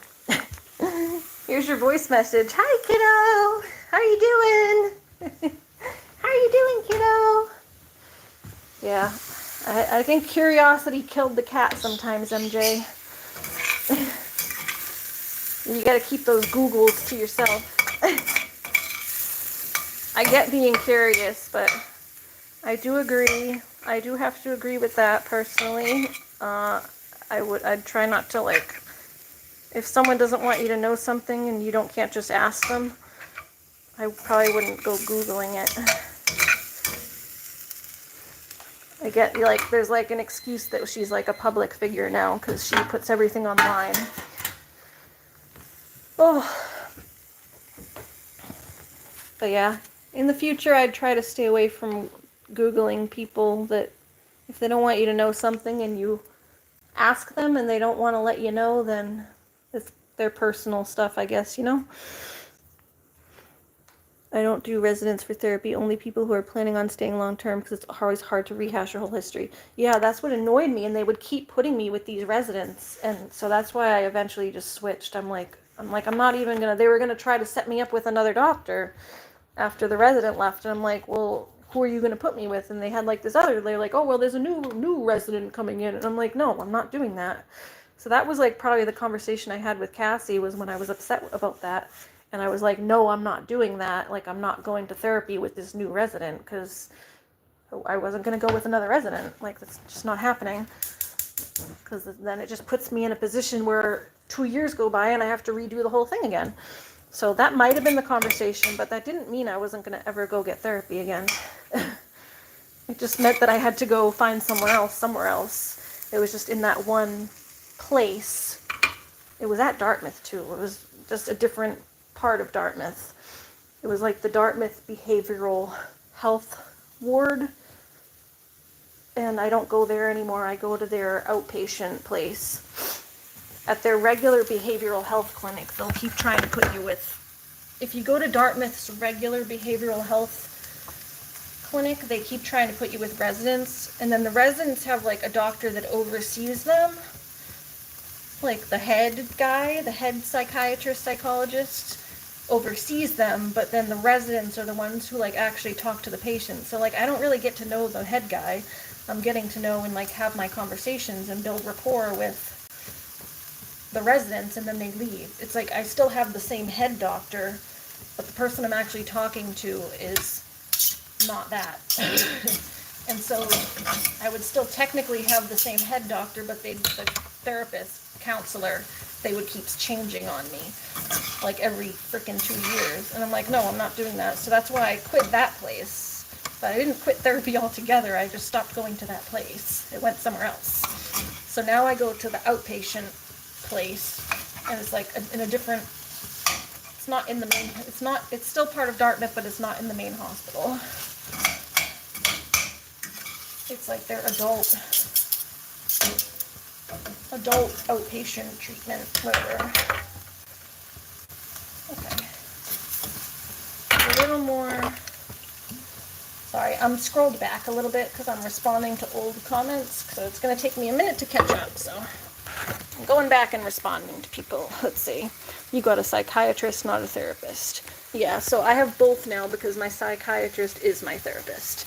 So that's what happened is I do like my med appointment and my therapist appointment are like together. So we talk about my meds and then we'll talk about other stuff all in the same appointment, which is actually handy because I don't have to go to 2 different appointments. I just go to one and it's a little longer.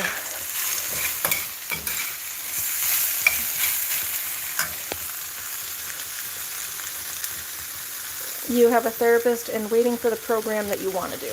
Nice. What, Heather? Nothing, kiddo. What did you mean, kiddo? Knows you want to video call. A voice message. Oh, okay, you're asking for a voice message.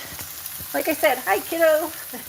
I mean, oh, if you want a separate voice message to like play, to replay and stuff, I can give you one of those in a minute, but I'm cooking, so give me a sec. I gotta stand by my stove so I don't burn, but in a minute I can run over to my computer and send you one. I know it makes you happy and makes you feel at peace.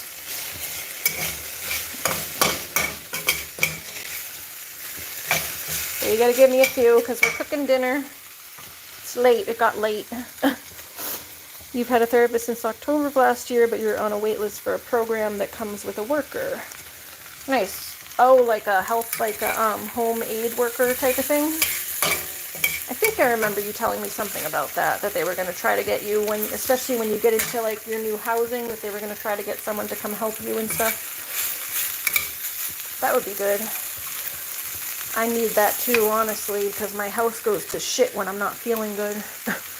Like, I can keep up with it on good days. On my good days, it sucks, because on my good days, I end up spending my whole day cleaning my house. Because on my bad days, I let everything go. And it's like I never get to have fun. You've had a therapist since October. Okay, you already read that one. You like your therapist. You can do in person or on call, so it's flexible. Yeah, mine, we do like telehealth mostly in the winter. In the summertime, I drive down. I do have to like go in person sometimes because I still do like pee tests because I had my addiction problems in the past. So like every few months or something, we'll just do like a random pee test to make sure I'm still on track, which I've never failed a urinalysis or whatever. So, but it just keeps me accountable.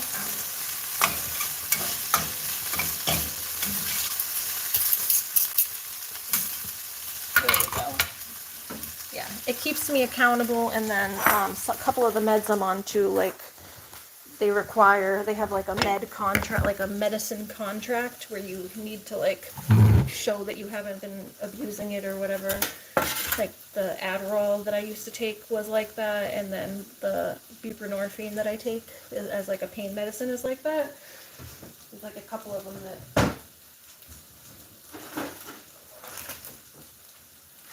if you have like a medicine contract, so you have to do urinalysis every now and then. But we do telehealth pretty much all winter because it's like a 2-hour drive out there.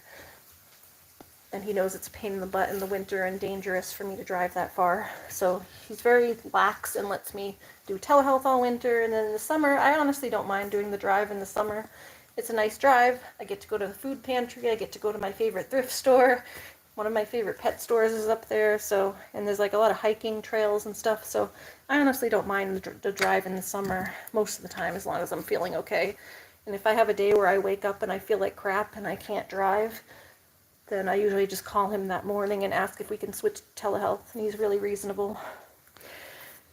You have therapy when you have higher amounts of stress and changes, otherwise I'm good. Your doctor keeps track of your mental health too, so I've got care, which is good. Awesome.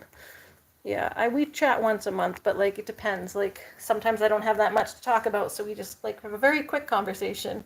And other times, like last month when I had all this crap going on, we had quite a long conversation. So it just depends. And like this last appointment, we had kind of a medium length conversation because I've been going through like my pain stuff, and he was able to help me with that. So he like increased one of my meds, and then he set me up with the primary that I'm going to see next week. So he kind of was helping me with that. So it took like a little bit of discussion, and then he was able to kind of set me up with a couple things. So this last week was a little bit of a talk, which was nice. And then, yeah, okay, Kate said, can we see the goats? She wanted to see the oh, they keep asking. Sorry, yeah, I was far back in the chat, but yeah. We'll run out to the goats now. You can see them for a second. Okay, I will not Google. Yeah, I wouldn't Google. No Google. Google. Tell Freaka Kahlo to Google. We'll blame her. Heather, I'm so used to Googling, so I didn't think it was a big deal, but clearly it is, so I won't anymore. Yeah, I think it is like a kind of a breach of boundary. I know sometimes people don't think of it because it's like you're watching her on YouTube, so you're thinking of her as like a public figure that you can like go and look stuff up like any person. You know, like you watch, like I'll watch like Eugenia Cooney and I'll like look up stuff about her sometimes because I'm interested, but like it's like a little different. You were friends with her too for a little while, so like I think the boundary is like a little different. She's like a very small YouTuber. She's not like a celebrity. So yeah, but you learn. You live, you learn. You gotta talk it out with some people. But yeah, if someone really, like, you could ask her, if like when you guys were friends, you could have asked her about it, but if she didn't want to answer, I feel like if someone doesn't want to tell you something and isn't answering you, then maybe it's probably not something they want you involved in. And so to Google it is kind of like going outside of a boundary, you know? That's how I look at it, at least. Girl, Google what you want, just not Cass. Yeah, you're better off not knowing anyway. She's kind of annoying to me.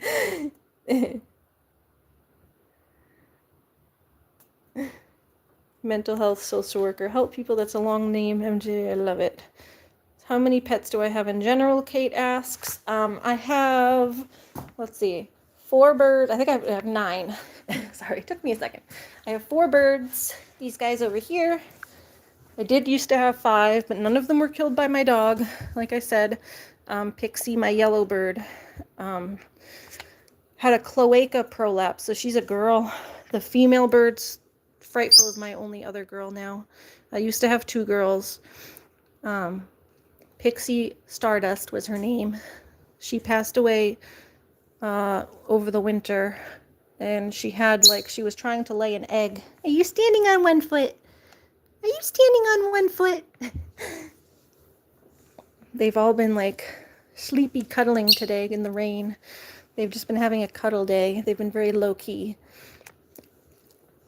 But yeah, she had a cloaca prolapse, so they go to lay an egg and it gets like, I don't know, they get egg bound, and then when it comes out, it like takes their whole intestines out with them, essentially. It was really sad. I found her at the bottom of her cage with her intestines out and like an egg next to her.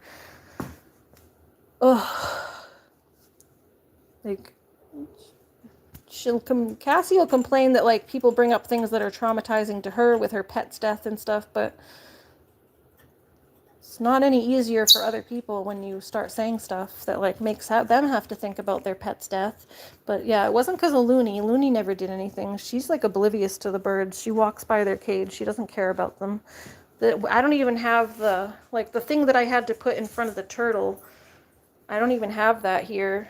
That's over in the other room over here to keep her from going in my mom's apartment. This is the thing that we use to keep her away from the tortoise. Is this. It's like a little boundary, and then it goes to a receiver on her collar. It's not plugged in now, but it's dog watch. So I put it right here, and then it keeps her from going into my mom's apartment, because my mom tries to keep her apartment like a hair-free zone. Huh? We got a hair-free zone? Looney, come. See, watch. We'll put this down. It's not even plugged in, but she'll stay away from it. Usually, actually. Sometimes it does need to be plugged in. Yeah, look, she backs up. It does need to be plugged in because she sees the light. She can literally tell when the light's on or not. She's smart. She's smart. Yeah, why don't you stay out of Grammy's apartment? Because she cleaned in there. I heard her cleaning too. Yeah, look at her looking at it. But yeah, that's the thing, and it keeps them away from anything you don't want them near. But yeah, we don't have that near my bird cage because she doesn't go after my birds. With Aura, I did have to keep... When I had Aura, I did have to keep that right next to the bird cage because Aura would go after the birds. But Looney doesn't care about the birds. She's never messed with them. So she definitely didn't kill one because she doesn't even care. She just walks by them. But yeah, so we have the 4 birds. 1, 2, 3, 4. We got Stratus, my older cat. He's 10. Hi. Stratus. He's number 5. He was here first aside from the goats. The goats are the oldest. They're 12. Hi. Yes, my boy. My boy. Yes, sweet boy. He got his shots yesterday too, or the other day. You ready? You come up and get your food? Whoop, whoop. Don't drag it down. If I almost drag the towel down. There you go. Get your food. So yeah, we got Stratus. And then we have Miss Looney. So we got 4, 5, 6, 7. Lucky, you can come out now. Because the chicken's done. 7, we have our kitten Lucky. Lucky the kitten. Lucky the kitten. Lucky the kitten. And then 8, 9 are the goats. We'll go out to them now because I gotta bring them stuff. Yeah, we're gonna go grab them some water and go bring them a snack. We'll go bring them a snicky snack. Actually, you know what? Their water's outside, so I think I left their water bottle outside. Hold on, Looney. Yeah, let's go bring them their snack. Let's go bring them their snack.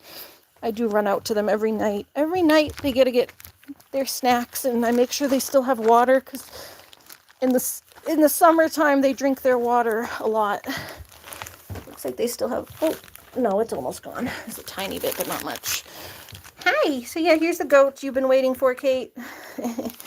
Lily and Whiskey, and look how much better they look now that they're not shedding. We brushed Lily the other day, so she ain't shedding no more.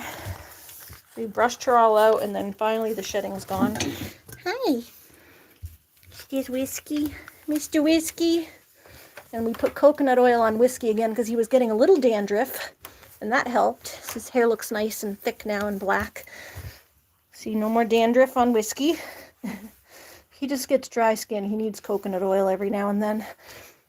So, there's Lily and Whiskey. And then MJ says, I can agree that would be a boundary issue, so I will refrain from doing stuff like that now. Thank you. Yeah, that's a good idea. You live, you learn, you know? But I think that's a good idea. I think in my mind, if it's available on the internet, then it's public info, but it seems that's a wrong assumption, so I'm fine with not doing it anymore. Yeah, I mean, not everything should be public. The internet, makes things public sometimes that shouldn't be. Like you could find my address if you wanted to really Google, you know? But I wouldn't appreciate people Googling my address and trying to find me out. That's doxing, essentially. But, there's so many websites now, People Finder and stuff, that, take people's... Hold on, let's go get some water. They, take people's addresses and stuff and put them online without even asking. I never agreed to have my address put online. I never agreed to be part of some public database, but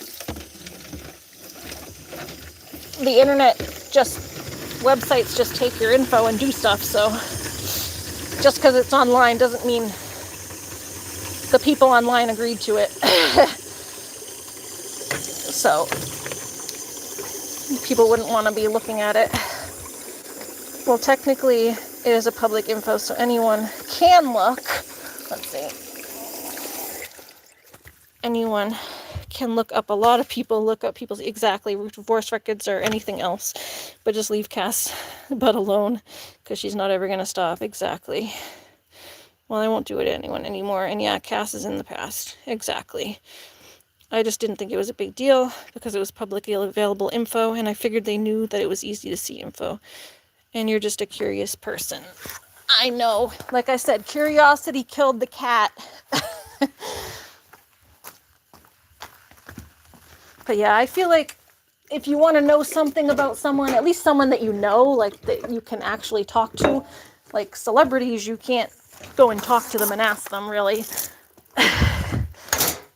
If you want to find out, who they were married to. Some people, have curiosity about celebrities. That's pretty normal, but Cass isn't a celebrity as much as she'd like to think so in her own head, maybe sometimes. So it's a little different. She's maybe you're technically a public figure when you're on YouTube, but I feel like there's a difference between small little YouTube creators and a celeb.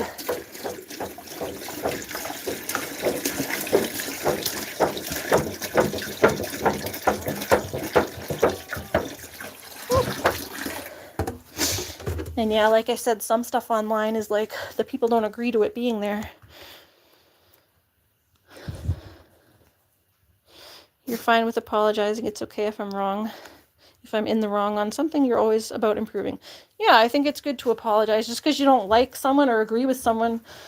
I think if you've done something that warrants some sort of apology, or if you've crossed a boundary, it's good to apologize. Like the Ferris wheel thing, I apologized. I don't think I did anything wrong necessarily. I was just reacting in the moment in the way that I react. Just like her having a panic attack made me uncomfortable, but she wasn't doing anything wrong. It just made me uncomfortable. It just made me uncomfortable, and then I laughed because I do that when I'm uncomfortable. But I apologized if me laughing made her feel a certain way, because I wouldn't want to make someone feel that way.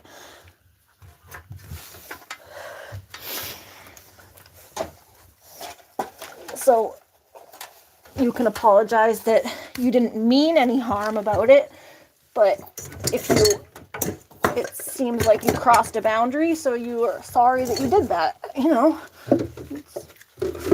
apologize and you learn from it and you grow. But yeah, there's the goaties. I gotta go back in because I gotta get my dinner. But I know Kate really wanted to see them, and they needed their food and stuff anyway. So they're having their banana peels and snacks. We gotta come in here again this week. It's been rainy, but like the past 3 days. But we'll come in again and do like a spot clean. Let's sweep up all these little poop areas. There's like a few little. There's a little spot over there.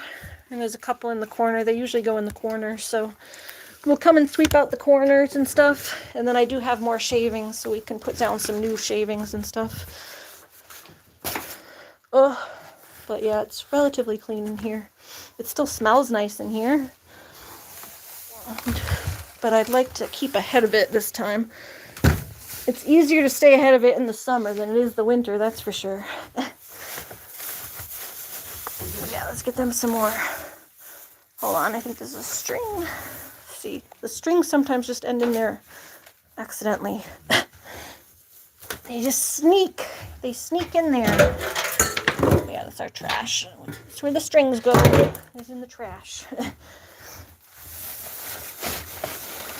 Trashy trash. You guys ready? Ooh. I got some on your head, Lil. Got some on your head. Can you scoop? Can you get that in your bucket? There you go. Trying to swish that down in there. There you go. Sorry. Let me get that in there so it falls down. I could open the door, but sometimes he tries to barge out. Alright. I don't want to deal with that right now. I got to get back in and finish cooking. Alright, bye, Whiskey Boy. Bye, Lily Pants. Bye. He looks so nice, though. No more dandruff, huh? Yeah, no more dandruff. You finish your bananas? Okay, there's no more. I think you guys finished. Oh, you know what? I can give you some minerals and stuff.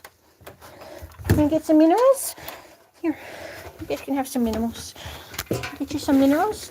You can have some minerals. I have more of those in the wintertime, but I actually have a mineral block and a salt lick for them inside. I have to get, yeah, there's your baking soda and minerals. That's what they get. Yes, there's your other stuff. There you go. Here, can you bend this out a little bit so you can get in there?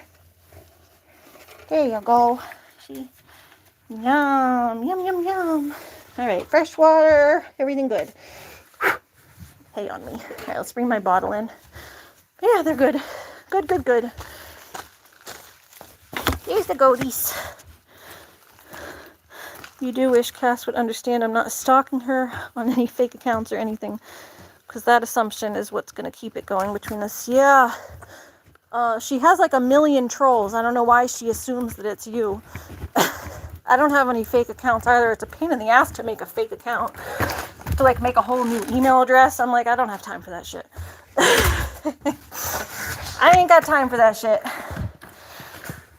But yeah, she has 1 million trolls. and people who like to pit people against each other. So I don't know why she assumes it's you all the time. Oh, Linny, look at you. Look at you.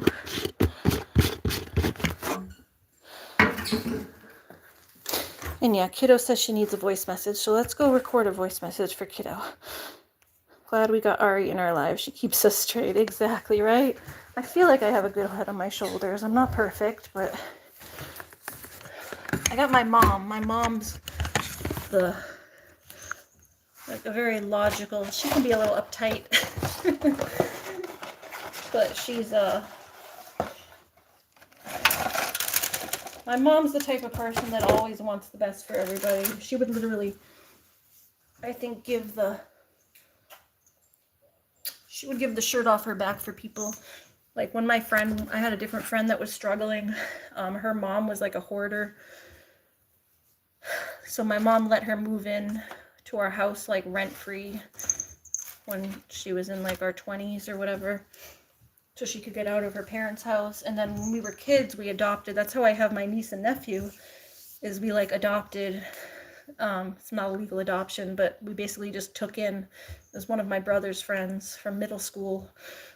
It was his girlfriend, actually. They were boyfriend and girlfriend at the time. His like middle school girlfriend, but she's still a friend of the family now, and she's like basically my sister from another mister. So she's the one that had the kids. Who I call my niece and nephew, but they're not blood related, but they may as well be. So my family, like her, she had a rough upbringing too. So my family like pretty much took her in and adopted her back in middle school. So yeah, like my family is very loving and caring, and I was raised with that like amount of empathy and caring for other people. So my mom keeps me straight. My mama keeps me straight. Okay. Lucky duck. Get out of here, bud. Okay, so we got our little thingies. Let's see. I'm sorry you crossed a boundary with Googling her ex-husband, but you meant no harm. Just curious and didn't think she would mind as long as I wasn't doing anything with the info. But I get how that crossing a boundary, so you apologize for that, but you never did contact him. Yeah, I didn't think you contacted him. That's why I was confused when she said it. I wasn't sure, but from the post, it sounded like you were trying to tell people not to contact him. I'm proud of you for apologizing. Yeah, like I said, it does take a bigger person to admit when they're wrong, and that's something that I feel like Cassie never does. Is she like has trouble ever being the person that's like not completely right in a situation. She has trouble taking any accountability or blame for things, like the turtle thing, her telling me that I could open a window. Like nobody's saying that nobody's trying to blame you, but putting all the blame on me isn't right. And that's where you're getting like shit for it, is because you're not taking any ounce of accountability. Whereas I paid for what I did. I felt horrible. I felt horrible for the animal, seeing it in pain. And I felt horrible for you, seeing you upset, even though it seemed almost like you weren't. I don't know. It seemed like she was more upset at losing a tortoise, or like being out a tortoise, than like caring about the actual animal itself. And like his pain and the animal itself hurting. But that's just my opinion. That's what I saw and gathered from how she spoke about it. Because literally the first thing she said to me when it got hurt was, maybe it would be cheaper for you to just buy me a new tortoise, because I don't want to put money in and then have him die, basically, is the gist of what I got. Like, those were her words. And I think she was on live stream too when she said it at one point. And like, that put me in a very tough position, because I am financially destitute. So would it have been easier for me to just buy her a new $100 tortoise? Yeah, that would have been way easier on me. Like, yeah, sure, I'll throw you $100 or $150 and you can buy a new tortoise. But like, that didn't feel right to me.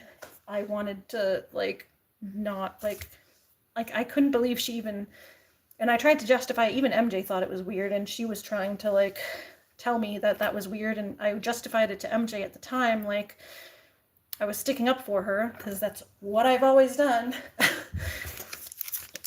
I was like, no, she grieves differently. I think she actually does care. She just, I don't know, she's trying to emotionally distance herself because in case something happens, like, I felt like maybe she was trying to just emotionally distance herself in case he did take a turn for the worse.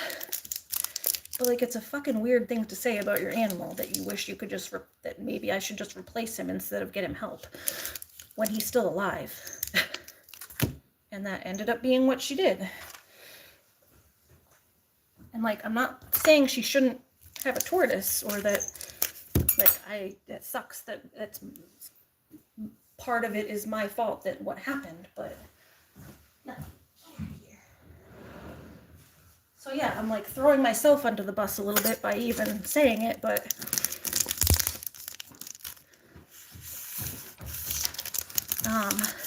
leave it.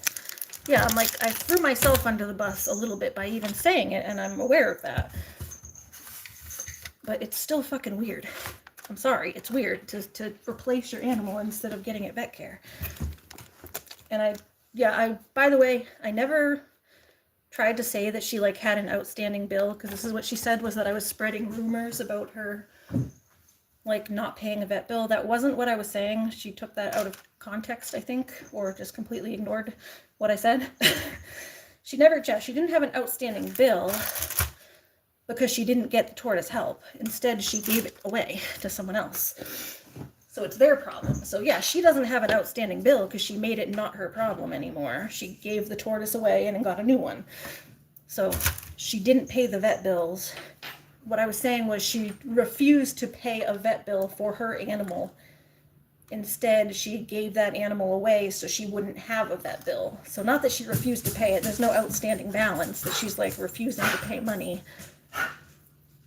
It's that she made that vet bill someone else's problem now, because someone else has to take care of that vet bill, or the vet. I guess she gave the animal to the vet, so the vet will take care of it all, or whatever, but they still have to pay out for the medication and everything. So yeah, she made that someone else's problem, basically, and got a fresh, new, shiny tortoise. But my opinion is that if you can't afford the vet bill for the animal you have, maybe you shouldn't get a new one. Because what are you going to do if that other animal gets sick? What are you going to do if the new tortoise gets sick? Because you couldn't pay the bill for the first one. So that was just my perspective, and she's allowed to have her perspective, but that's all I was trying to say. And I feel like if the shoe was on the other foot, she would have the same crap to say about me. Also, she was talking about, like, taking in some, like, this isn't my business at all, but she bitched me out when I even mentioned trying to help Everest by, I never even said I was going to take him in. I never agreed to it. I was just talking about it, that I cared for him and wished I could. But she's talking about taking in some disabled dog. She can't even get off her ass to take her own dog out most of the time. So how are you going to be diapering this? Like, you need someone to come and help you do all your animal care. How are you going to diaper and wheel a disabled dog around? She's like, I would care for it. I would do this. Girl, you can't even take care of the animals that are in your house to begin with. And you got rid of the tortoise that couldn't afford the vet bills for him. A disabled dog is going to have a lot more vet bills than any of that. The only reason I even mentioned that is because of how hard she, like, literally went after me, like, yelling, like, this girl is going to take on this dog. No. Like, she was, like, screaming into the camera when I mentioned being upset there about Everest and his situation and, like, wanting to help him because of his anxiety and stuff. That actually all worked out. He's still with his mom. They moved to Montreal, so he was able to stay with his mommy. So that actually worked out great. But she just wasn't sure if she would be able to keep him during the move, and that's something that happens for a lot of different reasons. She had a lot of different things. I wasn't going to put all her crap online, but there was a lot of reasons why she was not sure if she would be able to keep him. But she ended up being able to keep him, so everyone's happy. But yeah, she like really went hard on me and went in on me about Everest, and now she's talking about, hey, and now she's talking about taking in some disabled dog. I'm like, girl, you can't even get off your ass to take your dog out. How are you going to be wheeling around some disabled wheelchair dog? Hey, off. Off, off, off. That was just confusing to me. Off. Back up. Get your feet off the counter. Back up, thank you. No. I know you see Lucky doing it. Anyway, let's scroll. Continue to scroll. I'm trying to catch up with the okay, I think I'm caught up. No? Let's see. No, not quite.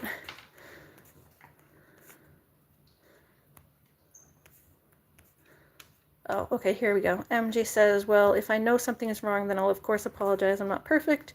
I didn't realize it was bad unless you're trying to hurt the person with the info. So now I know to just not do it. Yeah, there you go. You live, you learn, you grow. And now you'll know not to do it for the future. So hopefully it won't cause any more issues between you and people. I'm trying to keep my fingers quiet because you have no filter, right? What am I cooking? I'm making tacos. It's white people taco night.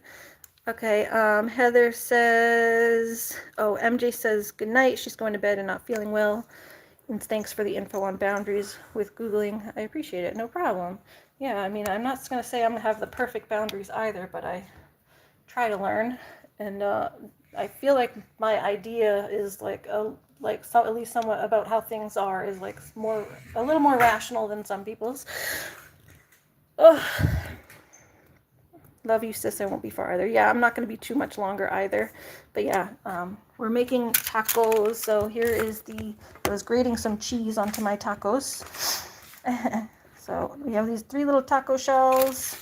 Then we got to go throw these in the oven. The damn cat keeps trying to get into them. Lucky. And yeah, kiddo, as soon as this gets in the oven, I'll come and leave you a voice message. I just need to get this in the oven so the animals don't steal it when I'm going to leave your message. Okay. Looney, go. Stop that shit over. See, this is what happens. I turn around and these little guys are arr, arr, arr. I'll get you. I'll get you. I'll get you, my pretty. I'll get you, my pretty. Ha ha ha ha. All right, go hang out with Mooney, Lucky. Stop trying to steal my food. Okay, I'm gonna throw. Stop!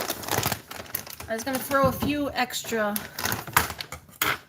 chips on here because those are broken. So give me a few extra chips to. Stop! You're gonna go in your crate. No, you're getting too interested in the food. No. Yell, but no. So yeah, we'll get some chippy chips. We got blue chips. These are the late July. They're really good chips. We get the nice thin and crispy ones. Yeah, I'll just get a handful of chips to kind of mop up anything crumbs that fall and stuff. These animals are like, do you have food in your dish? Oh, did you eat your food? Get over here. Get over here. You want more food? She had food in her dish a little while ago. Here. You want more food? Get more food. Get your own food, buddy. I think Lucky needs some of his own food too. All right. And we'll throw some other cheese up on here. Are you in Canada? No, I'm in the U.S. I'm in the USA, but I'm Italian. That's why I was saying it's Italian people taco night, but I named this stream White People Taco Night after the song, the Try Guys. It's Keith Habersberger from the Try Guys. He has like a band called Lou Burger. and he sings this. They sing like goofy, silly songs, and one of their songs is called "White People Taco Night." So I named this stream after that. Cause it's a white people taco night.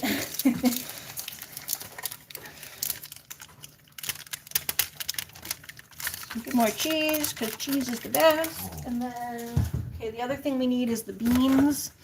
We heat the beans up. I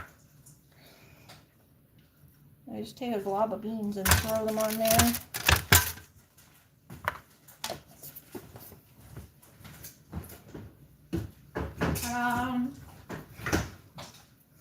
And then, yeah, maybe throw some cheese on the beans. Cheese is like the thing. You can't have tacos without cheese. So I just smother everything in cheese.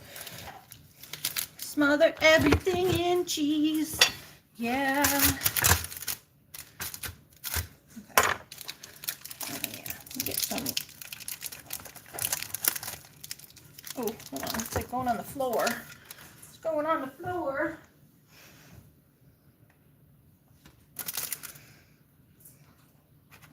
Get that in there.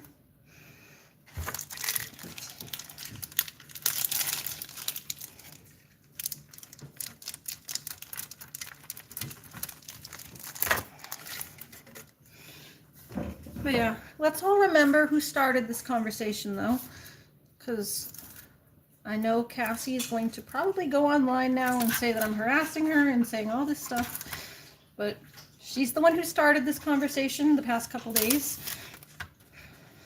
I'm just responding, clapping back, as she would say. And even then, I haven't said anything that bad. Just said why I've acted the way I have and what my own idea of a healthy boundary is.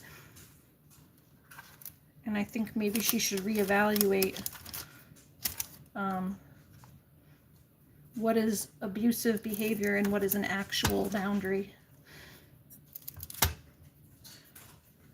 Because ultimatums are abuse.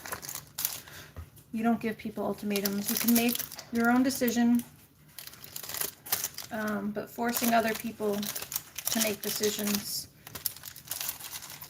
when that thing doesn't affect you isn't a boundary, it's abuse.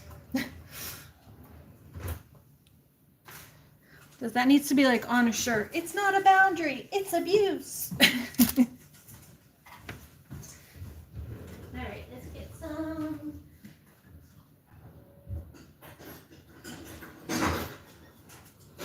So yeah, here we go.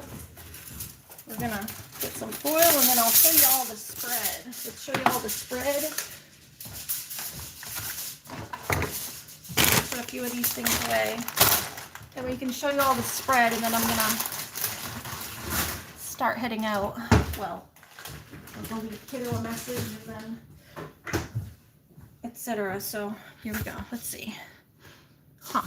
It's about ingredients. It's tacos, women in process. Yep, mashed beans. Okay, yeah, these are the mashed beans. Yeah, they're refried beans. They're refried black beans. So here's all the ingredients. It's a white people taco night. We got Cabot Mexican cheese. I was low on that, so I added some Colby Jack cheese. I grated it myself. I'll just put this in here so it doesn't go stale. I'll put that in that bag so it doesn't go stale. Lucky, get away from my food.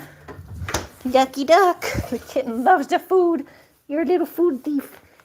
He needs his dinner too, though, so probably why he's so interested right now. Well, they'll get you dinner once I put this stuff away. So, yeah, we got refried black beans. That's about to go into the oven and get heated up, and the cheese is going to all melt onto it.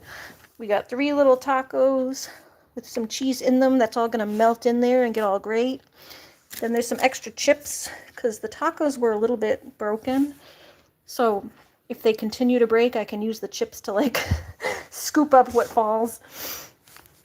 You know, when you eat tacos, there's always stuff that falls all over the place. So then you use the chips and you scoop up all the droppings. So we got, ooh, this This is a like red sauce, like just taco sauce in this. It's just like red taco sauce, you know? I don't know if you've ever seen that stuff. Get out of here, Lucky. So there's just a little extra of that. That all came in the box, in the taco box. That was part of it. It came with the seasoning. Lucky, Lucky. Ah, my hands are full. Get out of here. Stop stealing my cheese. Dip down, little guy. Yeah, I'm going to pick you up like a mama cat. Gotta close everything so the animals don't steal it. So yeah, we got taco sauce.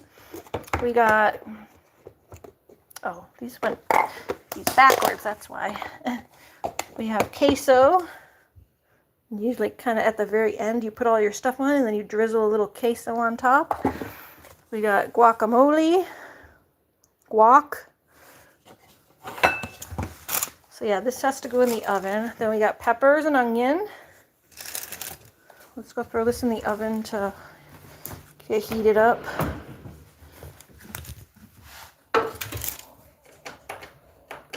Just like got it on like 350 for 15 minutes or so. Not even gonna take that long, maybe 10 minutes even. This needs to be heated up. Like 10 minutes. There you go, Lucky. You eating the puppy food now? Looney, that's peppers, you goof. You don't want that. Want a piece of cheese? You go sit. There you go. White people taco night. So yeah, we have like all the taco stuff with the beans. We got peppers and onions. That's what that is. Little sweet pepper and onion. We got our meat. Ground chicken with taco seasoning. Actually, I felt like I had to put a little bit more seasoning on there with some salt because it didn't have a lot of flavor. It was still a little bit bland, unless it's soaked in. Hold on. No, I could use a little more seasoning. So I only had half the taco seasoning packet because I used half the packet last time. So we'll put a little more seasoning. Oh, I got like a sore tooth. Bit into something and made my tooth hit my tooth. Why is this? Hold on. It's sticky. It's sticking. I need a knife to grind that up a little bit.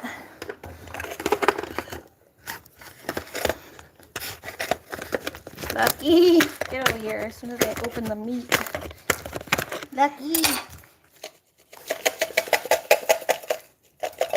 There we go. A little more seasoning.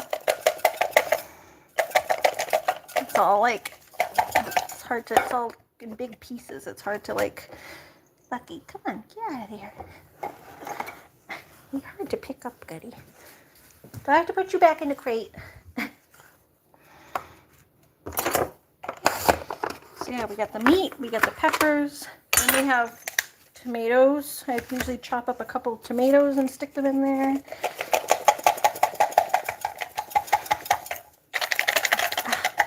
It's like not there.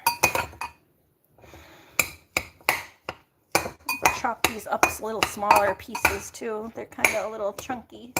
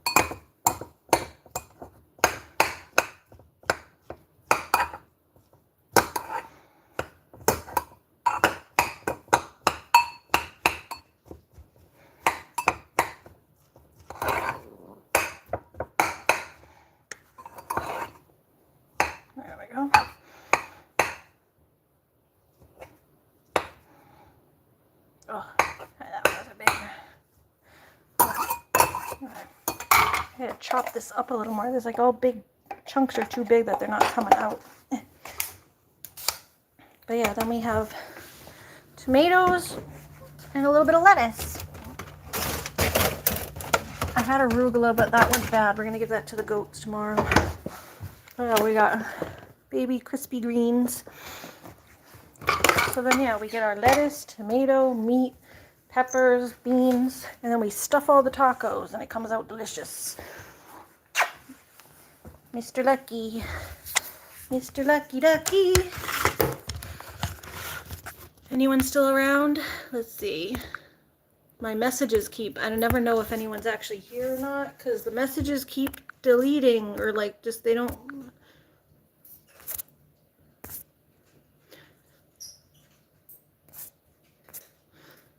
Let me go out of this and then back in. Hold on. I don't know why, sometimes my messages like don't keep up with. My messages don't keep up with stuff. Like all the messages will just like, it'll not refresh. I won't put messages in. You guys will be talking and the messages won't come in until I like go and refresh it. Like I have to go out of the chat and then back in. Okay.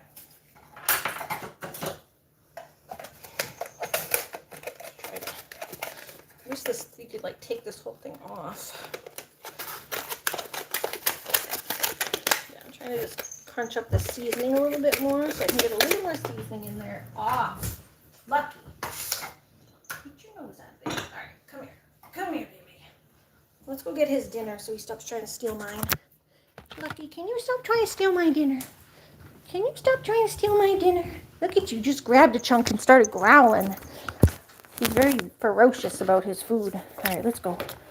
Come here, baby boy. Come here. Hi. Looney Tune off. Okay, she is off. Good. All right, good girl. I didn't realize you were already off. I thought you would take advantage while I had my back turned. I thought she would try to take advantage, but she was actually good this time. She went over there to see Stratus. Oh, she's going to try to get the cat food, though. You want to try to get the cat food, huh? This is Lucky's. You're still here. Hi, kiddo. I did see your message. There you go. All right, we're going to come over and leave you a voice message. Oh, for you to replay at your leisure. Here you go. We got little Lucky. Lucky, you want to say hi to kiddo? Lucky says, hi, kiddo. Go get your food. All right, sorry. I had to get the dinner cooked before. I had a long day, so I wanted to make sure I had good food to eat tonight. I don't have parents to cook for me. I have to do everything myself. So dinner doesn't just happen. Dinner don't just happen for me. I have to make it happen. Looney. This sweet girl watching. You watching that kitty eat. You know you got your own food over there. Looks like you did eat most of it. You got your own food over there, you know. You do. You do. All right, can we go give Kiddo a message? All right, what do we want to say to Kiddo? What do we want to say to Kiddo? Hi, Stratus. Hi, my boy. We have to make a video for Stratus soon because he's got to do that bodyguard stuff. The company sent us bodyguard for his little kitty vitamins he's been taking. They're for cats and dogs. It's like a superfood mushroom blend. He's actually been having good results with it where his fur is like amazing. Like he's so soft. He's always been soft, but it's like, I wish you guys could feel it. He's silk. He's like silk right now. And he's been spending a lot of time with me, which like, I don't know, it's like it's weird to say as like a result of the medicine, but like, or the vitamins, but like, he just seems happier in general. So he's been spending a lot of time with his mom. Like he used to go, you guys used to see him in the winter. He would spend a lot of time over on my mom's side. He just basically sat on that chair most of the day. But he's been coming over and spending like lots of time with me. He gets more active in the spring anyway, but like him spending like so much time with me, he's been like attached at the hip. Huh, he's my little boy. Yeah, my sweet boy. So yeah, he's just seemed like very happy lately. He's just been a happy cat. He's just been a very happy cat. You're not supposed to steal your brother's food though, Stratus. The vet said you gained too much weight. The vet said you can't have any more kitten food. Yeah, look at Lucky. He'll get in the bowl. Say, yeah, Lucky, you tell him. Tell him he can't have that. Tell your brother he can't have that one. Looney. Yeah, Looney can't have it either. Your big sister, Mama Looney, can't have any either. But yeah, look at this aggressive, horribly aggressive dog here. Horribly aggressive. She goes after all my animals. None of them are safe in her presence. That's why they walk right by her without a care in the world. Huh, Loon? Huh? You're so aggressive. You're so mean and aggressive. You're going to hurt Stratus, and you're going to hurt Lucky. You're going to kill them. Wacko. You wacko. It is sad that she hurt the turtle, but it was a curiosity thing. Not a attack. Not an attack from an aggressive dog that's like, I'm going to grab you and snatch you and eat you. She picked up a turtle. She seems like she went to go almost bring it to us because she dropped it in the living room. She dropped it in the living room and then she went back to the, where I found her was near the enclosure again, like sniffing at the rocks and all the stuff in the enclosure. So she just wanted to sniff at everything. She smelled something that smelled good and she wanted to pick it up. Then she said, this doesn't taste good. It tastes like the ocean. Tortoise don't taste good. So she dropped it and went back to sniff all the smelly things. Okay.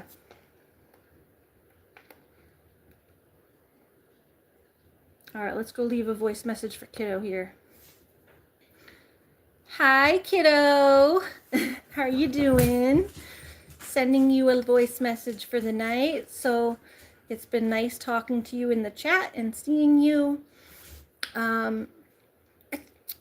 Sorry it took so long for me to cook dinner. If you're still awake, we can do a quick little voice call. Because I'm going to get off my live stream in a minute. So yeah, I hope you have a very nice night, honey. Love you, kiddo. And I'm happy to have you as a friend because you're a lovely person. Love you, kiddo. Have a good night. Bye-bye.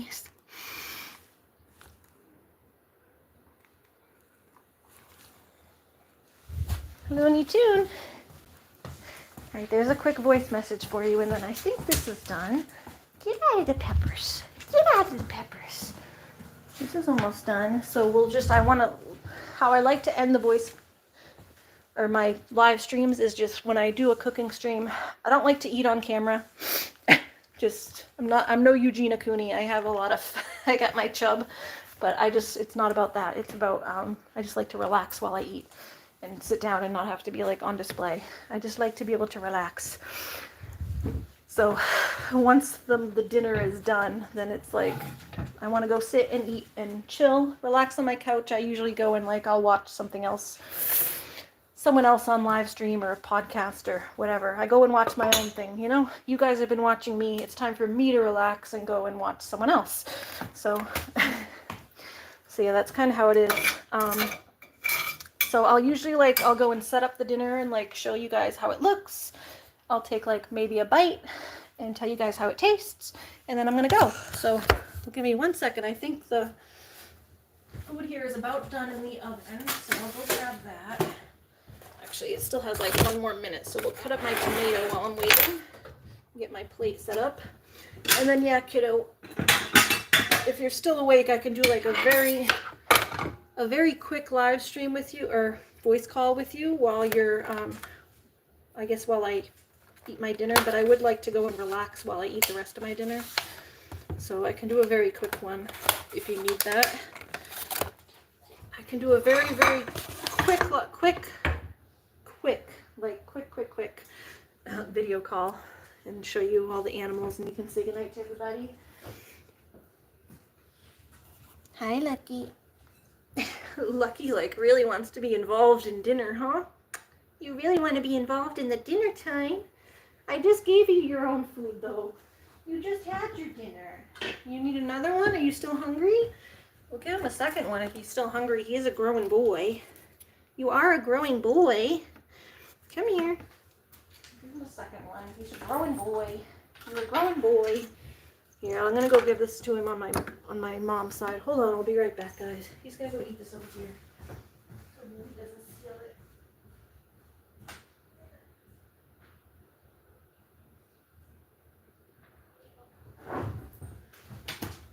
Alright, wait. Off. Good girl. Off. Thank you. So yeah. Yeah, I just gave Lucky another one. Here, you want to take this? You can come lick it. Come lick it. Lick. Over. Go. Go get it. Go lick it. Licka. Licka. Oh. Yeah, I gave Lucky a second one because he's a growing boy and he seems really hungry tonight. It's probably just all the smell of the chicken, but he is a growing boy. It's just Stratus can't have it. I gotta watch Stratus because he tries to steal the kitten food. And he's gained like a whole pound, which is a lot for a cat because cats are small. He ain't small. He's not a small cat, but... So yeah, I got these little cherry tomatoes at the food pantry. Like usually if I was gonna make tacos, I'd get a bigger tomato. Like maybe a plum-sized tomato because they're a little easier to cut. It's kind of hard to cut tiny tomatoes. But I got these for free at the food pantry, so this is what I have.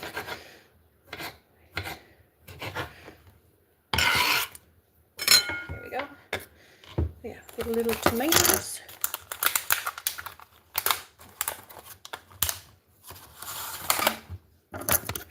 Tomato.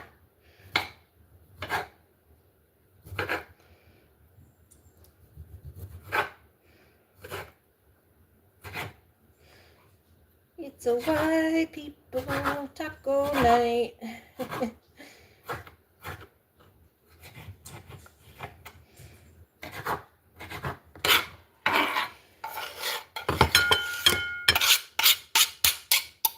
I gotta go look up the lyrics and sing it. If I can look up the lyrics, I'll sing it a little bit for you guys. I don't think I'll get copyright stricken for singing it. I'm such a bad singer. They won't know what I'm saying. Okay. So yeah, we get a little bit of tomato. We got little tomato pieces to put on the tacos. And we have our lettuce. And yeah, I just cut everything into pieces so you don't get like, it's easier to stuff into the taco that way. Stuff it. Some lettuce.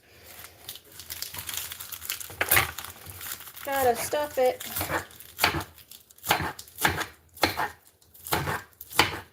Usually my cooking streams are a lot less dramatic. I did start like talking about some things that were on my mind today, so I apologize for that. I do, like I said, I always do try to keep it respectful, but this falling out with my friend has been very hurtful. So, and she has been like every day almost, it feels like, going on a tirade. So, when I really haven't been talking about her or been trying to mind my own business.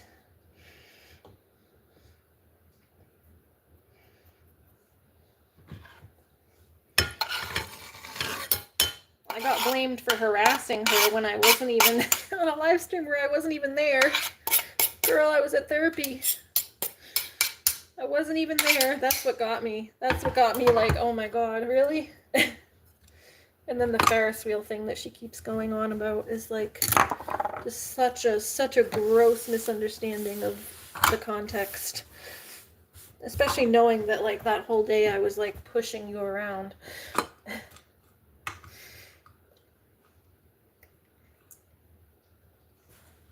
Like literally bending over backwards, hunching to try to push you around, girl. But I'm unempathetic because I had a giggle, a nervous giggle.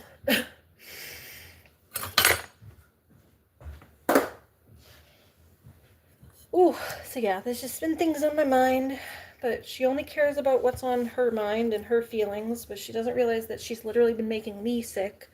Like, I've been pulling out all my hair up here is thinning. I've had anxiety attacks. I had to raise my meds too because of increased pain, which is probably due to stress. Like, I just don't go on about that, and I don't blame other people about that. Like, that's my own stress. I have to figure out how to handle it. It's not her fault that I'm feeling this way. It's just how it is when you care about someone, you get stressed out. But nobody can make you sick. It's up to you to handle how you react to things. Manage your own mental illness.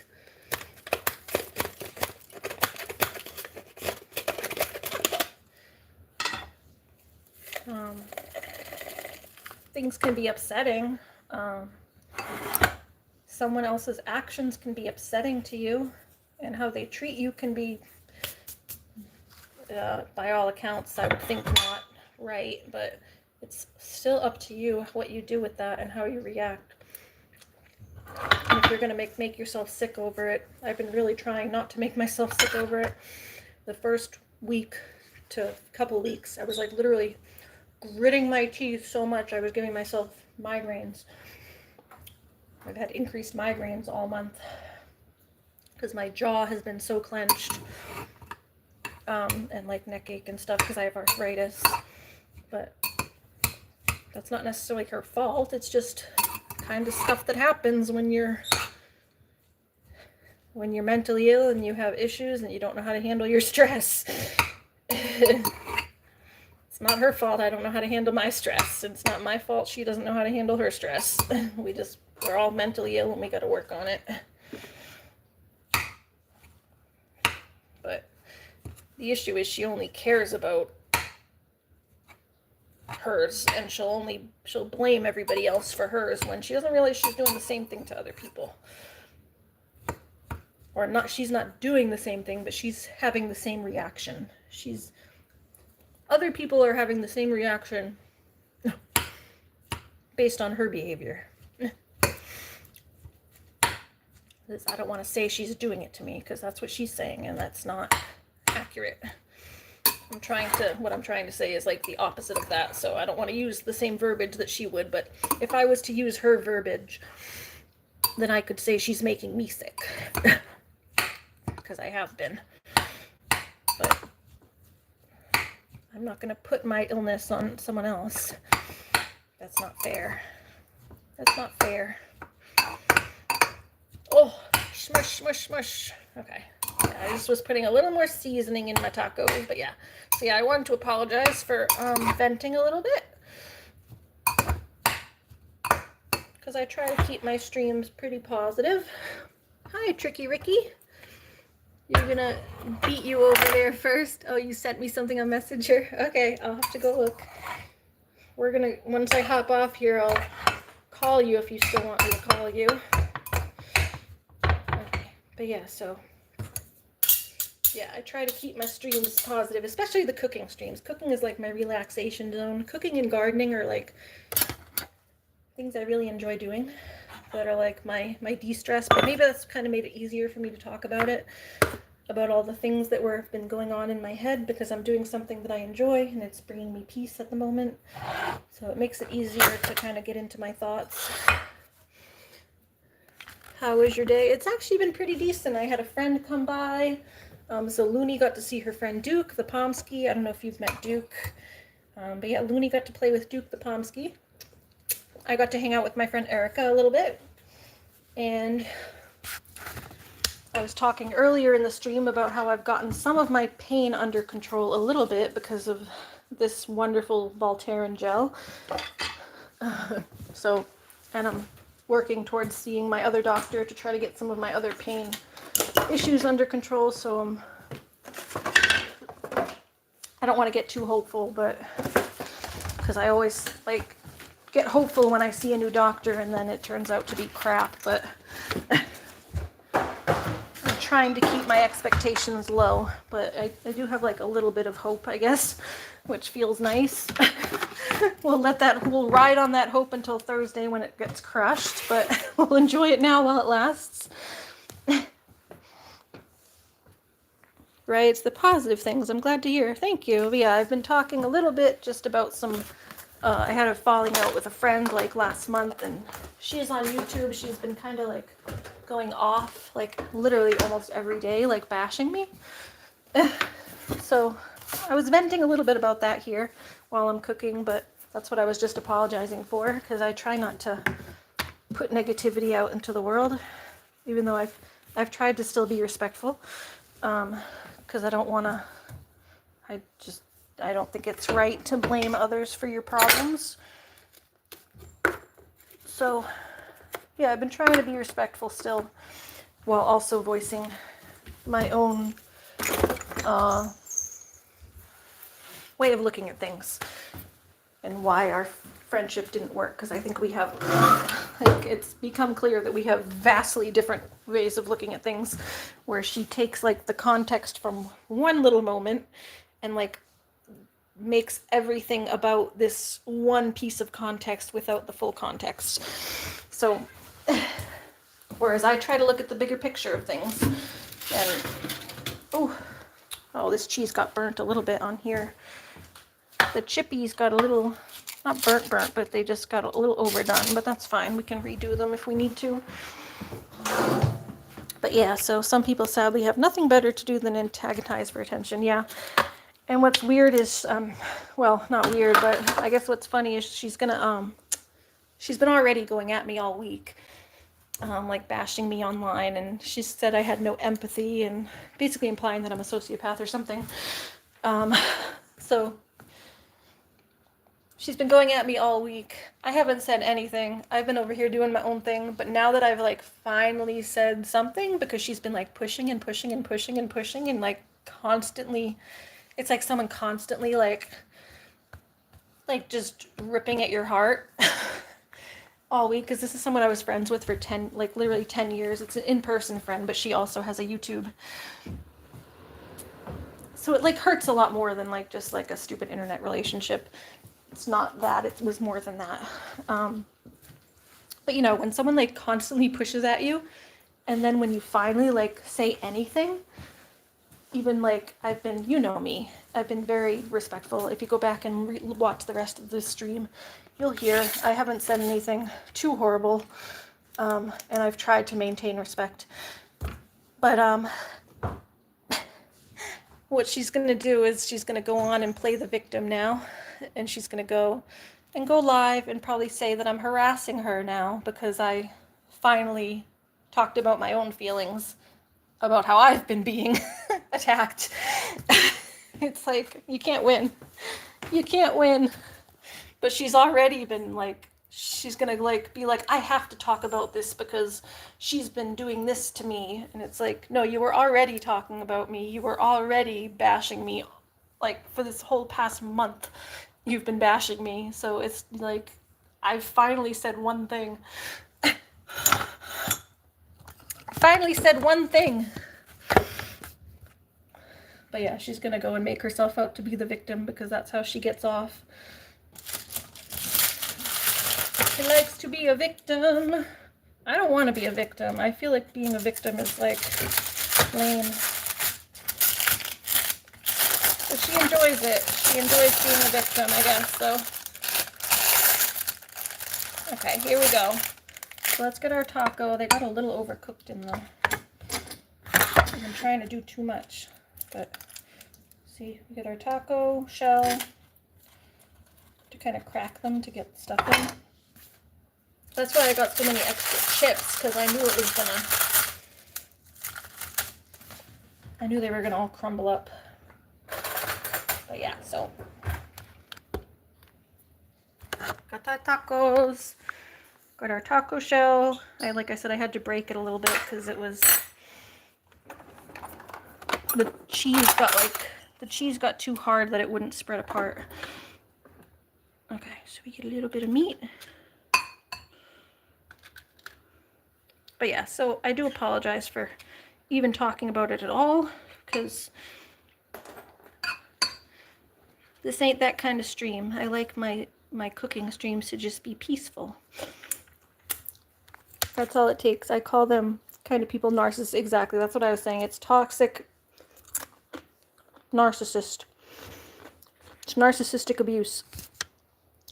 If you go against their narrative, you become the enemy, especially if they have backup friends that she controls successfully. Exactly. And she does. All of her friends are a bunch of yes men. And that's why our friendship ended, is because I wouldn't be a yes man, essentially.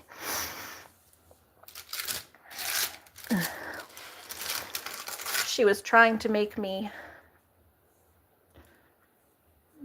unfriend someone else that she doesn't like.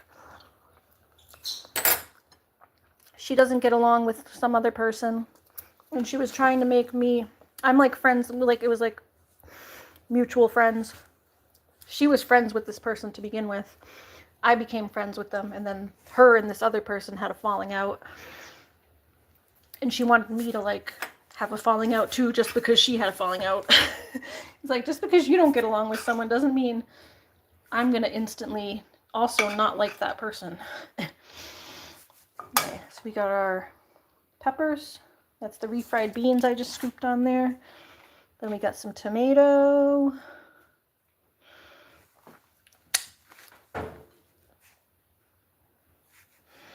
We got our lettuce. Then we got some guac. It's great to see you doing you. This seems to help you along nicely. Thank you. Yeah, I love to cook, so. I love to cook. Yeah, this is my white people taco night. Oh, trying to get this thing. Where's the cover? It's like, cover's not coming off. This is gonna be messy as hell when I bite into it though, because the taco pieces are like all coming off all over the place. Like the shell all broke. The shell broke all over the place, so it's not like, it's not a solid.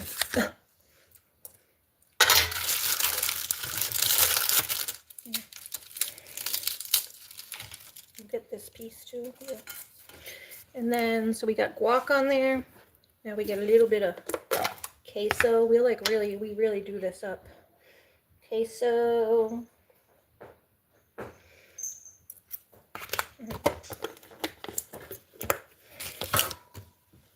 Try to show you. Queso, and then we got taco sauce. Ooh, pour that on there. I got a little liquidy there. Kind of separated. Taco sauce, taco sauce.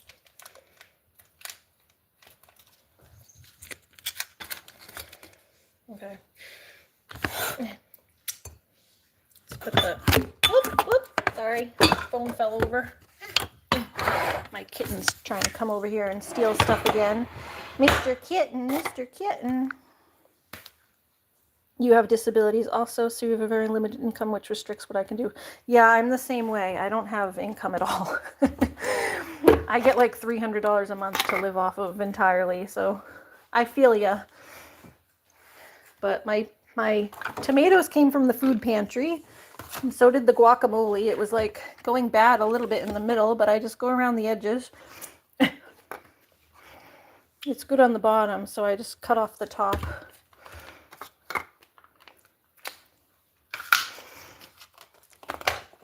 And, yeah, you get some things from the food pantry. I got my, Lucky, get out of here. Get out of here, kitten. I got my taco kit. Where did I put that? Oh, I think it's in here. I threw it away. But the taco kit I got on clearance, too. Like, you can make do, even when you... I'm on food stamps and everything, but we got this on sale for $2, $2.29. Whole taco kit. It had like all the shells, it had the taco sauce and seasoning mix, and then you just have to add your meat and toppings. So yeah, like spent $2 on the whole taco kit, and then I had some meat, can of beans, got this and this at the food pantry. You get enough to get a place, but you rent a room for now.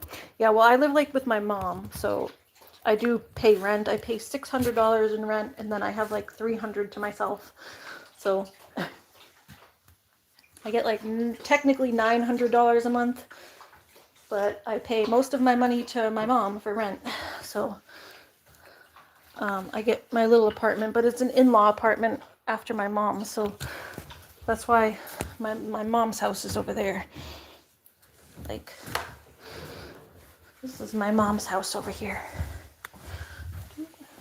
It's all her stuff. She's sleeping over there. But yeah, that's all her house. And this is just like a breezeway between the two apartments. There's like a spare bathroom and like a pantry. We share some things, some food. There's some food that we share and we stock it in the pantry, like cans of like beans cans and stuff like that. Like there's just like spaghetti, tuna. The cat food's over here. There's like rice, beans, shelf-stable milk. Like there's just some basics, very basic stuff that we store in the pantry, and we both kind of, I'm sure it's because your family, exactly. Yeah, you couldn't get an in-law apartment like this anywhere else that wasn't family. But it's expensive to me because I can't afford it, but for what it is, it's not. For what it is, I have like access to the yard for the dog and stuff. For what it is, it's not expensive, but it's like my whole paycheck, so it's expensive to me, you know? So I have like between $200 and $300 to live off of. She's gone easy on me the past few months. She used to make me pay $100 for heat too, so I only had $200 to my name, but she said she wouldn't charge me now in the summer. I used to pay it year round, but we had a talk because I've been like completely broke. So she's been gonna let me like take the summer off and only pay the heat in the winter. As long as I don't like crank up the AC bill. Just don't come back and forth to both channels talking about other people, please. Yeah, exactly. Tricky Ricky doesn't, I don't think they watch her anyway. But yeah, I don't want to really hear about what's going on over there.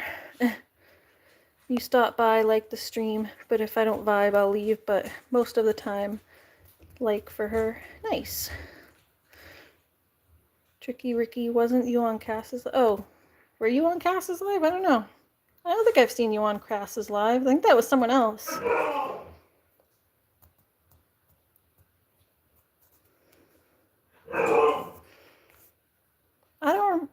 I don't remember you being on Cass's live.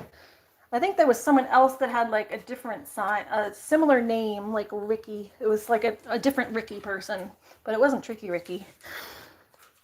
That's something I don't do is drama. Yeah, that's what I don't usually either. That's why I apologize for even talking about it on this stream, but it was on my mind and I was cooking and just started venting a little bit. But yeah, here, let's try the taco. This is the taco. It's got all my stuff. We got the meat, the beans. It's a loaded taco. Meat, beans, tomato, lettuce, peppers and onions. The refried black bean, guacamole, taco sauce, and queso. So we're gonna take a messy old bite and then I'm gonna get going because I'm gonna go sit down and eat. And I think Kiddo wanted me to do a little video call. But yeah, Tricky Ricky's been here. They're always fun to talk to. Are you a boy or a girl, Ricky? I don't know. The name Ricky makes me think of a man, but I never know. Your name is Common. Yeah, oh, Common. Your name is Common. Yeah, Ricky is like a pretty similar name. Yeah, there was like someone with a similar name, I think, on their channel, but it wasn't her. It wasn't Ricky. All right. You're a 48-year-old man. Nice. Nice to meet you. Yeah, I wasn't sure. I thought you were a man, but good to check. But yeah, I'm disabled as well, so I was talking about some pain things earlier. I've been trying to get that under control. Oh.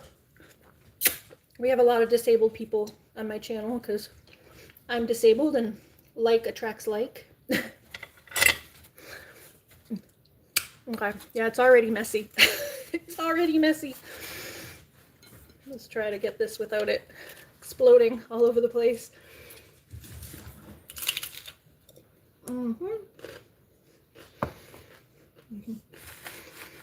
Great minds think alike. You're 35, alien from Pluto, who busted out of Area 51. Sounds fun. Welcome to Earth. Welcome to Earth. Yes, very good.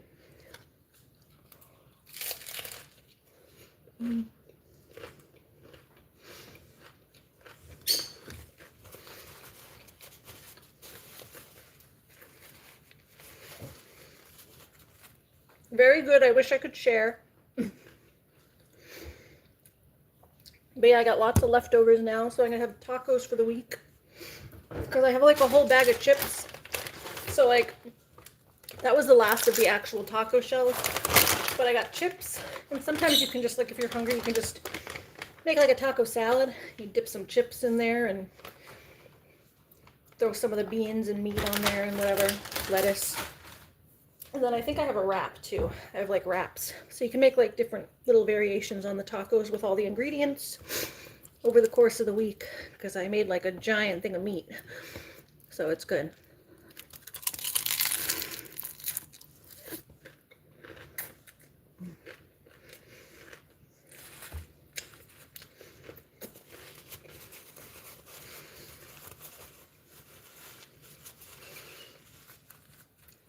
But yeah, this is very, very tasty. I'm hungry. Haven't eaten really all day.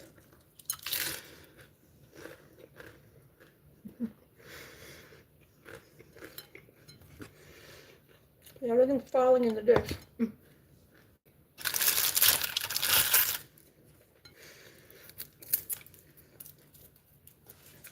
that's where you use the chips.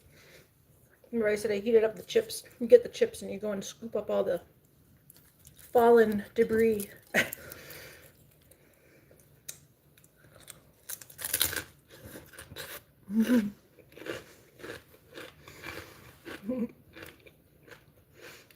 Thanks for the bite. Yeah, if I ever met everybody, or do a meet and greet one day. One day we'll do a big meet and greet, right? And I'll cook tacos for everybody. Or a big pizza.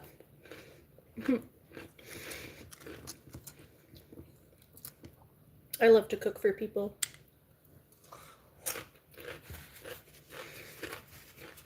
That's like one of my big love languages, is feeding people.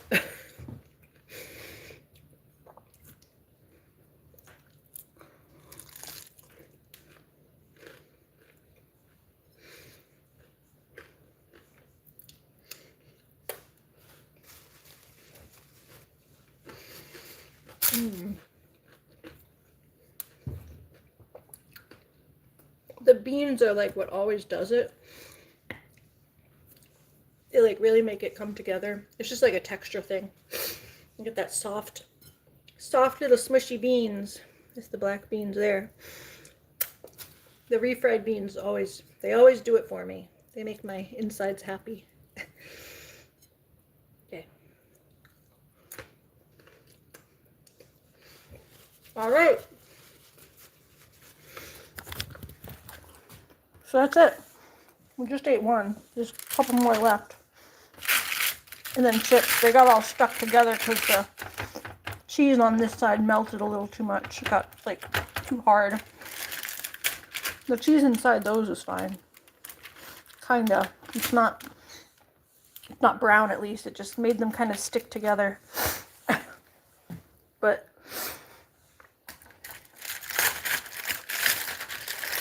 we'll have my other tacos.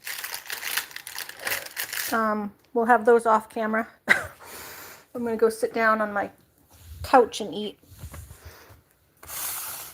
But yeah, we got like a whole thing of meat now, so I can have leftovers and stuff this week. So yeah, I'll go set up one more taco and then I'm going to go sit and eat. I hope all of you guys have a wonderful night. Thank you for hanging out with me. Let's see, try to cut that a little bit because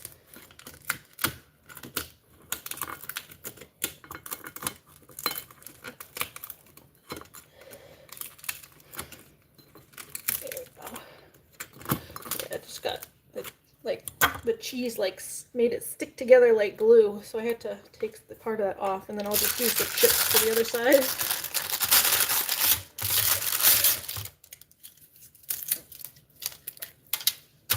There, we'll just use chips for the other side because I had to take it off. Okay, put together another taco. And yeah, I'll go text Kiddo and see if she is still around and wants to do her call. But otherwise, I'm gonna just go relax. Go relax, watch some TV, take my night meds, and eventually fall asleep. I always end up falling asleep on my couch, so I try not to do that, but because then I wake up all achy.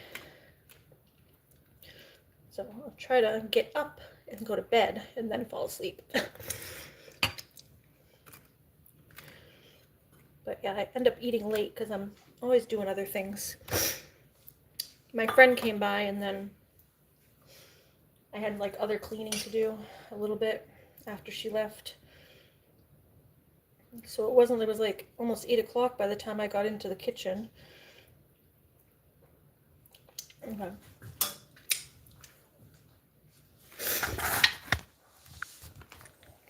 Get the meat, peppers.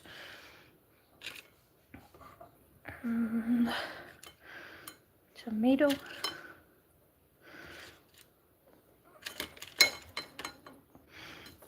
Oh, I need the beans. The beanie bean beans, the beanie bean beans.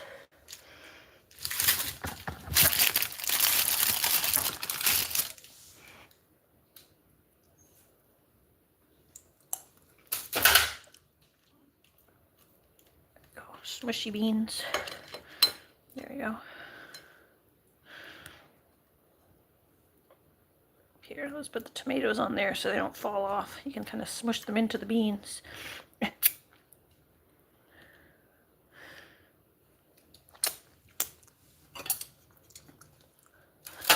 Then our guac.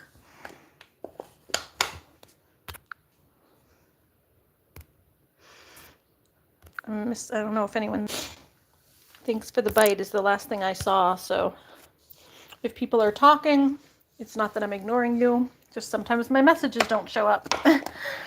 Yeah, the last thing I see is Heather saying thanks for the bite, so you're welcome. Seeing my big face take a big bite. I figure if I'm gonna cook for you guys, with you guys, I gotta at least show you how it came out. You don't want to just watch me prepare the food. You gotta see the food in action. Although I know it kind of makes people jealous sometimes, because when I watch cooking streams, sometimes my mouth starts watering. I'm like, damn, I want that. Or like cooking videos. But it's also good because it inspires you to make different things. Like Jamie got inspired to make the pizza and her husband really liked it. So, yeah. Okay. And then queso. And drizzle a little queso. We just get a little spoon. Drizzle, drizzle, drizzle.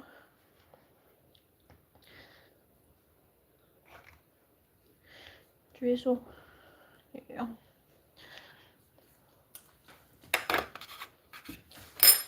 I gotta get my pajamas too. I like to be comfy and cozy.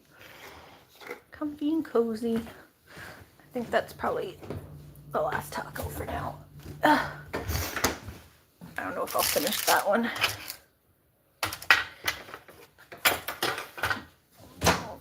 Put this up in the microwave for now so the aminals don't steal it.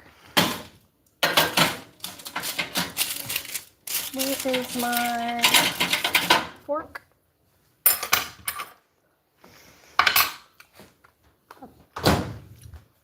And then my taco sauce is the last thing. This is hard because it's like in this package. It's hard to get out.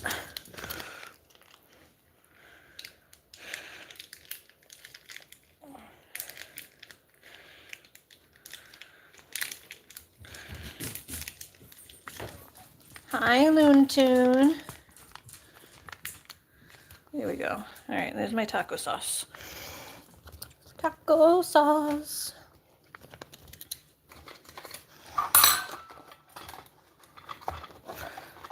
So yeah, y'all, there's the second taco. It's going in my tummy. Right up there. Tomatoes, by the way, don't ever put tomatoes in the refrigerator unless they're like about to go bad already and you need them to like last an extra day or something. But putting tomatoes in the refrigerator actually makes them break down quicker because tomatoes have like a really thin skin that breaks down in the cold. So cold will make your tomatoes break down faster. So don't ever put them in the fridge. That's why they sit next to the fridge. I had to teach my mom that because she would always make her tomatoes get all watery. If you ever like have a tomato in the fridge and you're wondering why your tomatoes are all watery and gross feeling, like it makes them a weird texture, it's because you had them in the fridge or they got too cold somehow. So yeah, we got that, and then I'm gonna take this piece of thing and just use the chip for the other side because it broke. There we go. And then yeah, we just pick that up like that, and that's my taco sandwich. But we're gonna go sit down to eat this one on my own. So I'll see you all later. Yeah, I'll see you guys all later. Have a good night. Kiddo, if you're still here, I'll come and text you. Say good night to Looney. Looney came over to say good night. Yes. Oh, the sweetest girl. You just want chicken, don't you? You just want chicken. All right, we made a lot. We can give you a scoop. Do you want to give Looney a scoop of chicken? Hold on. Get you a scoop? Here. No, I can't bring it to her dish. Let's get her. Get a little scoop for Looney.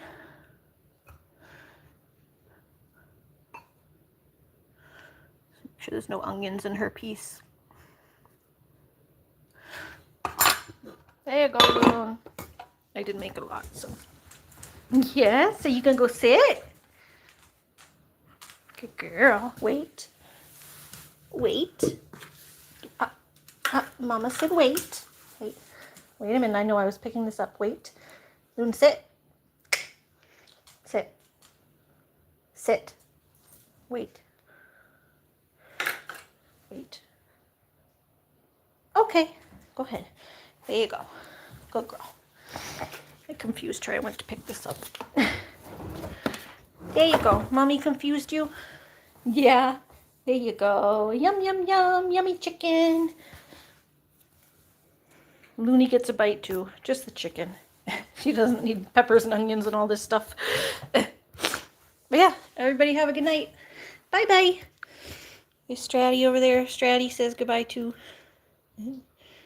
And Lucky somewhere over there. Hi, Stratus. Bye-bye. Good night, everybody.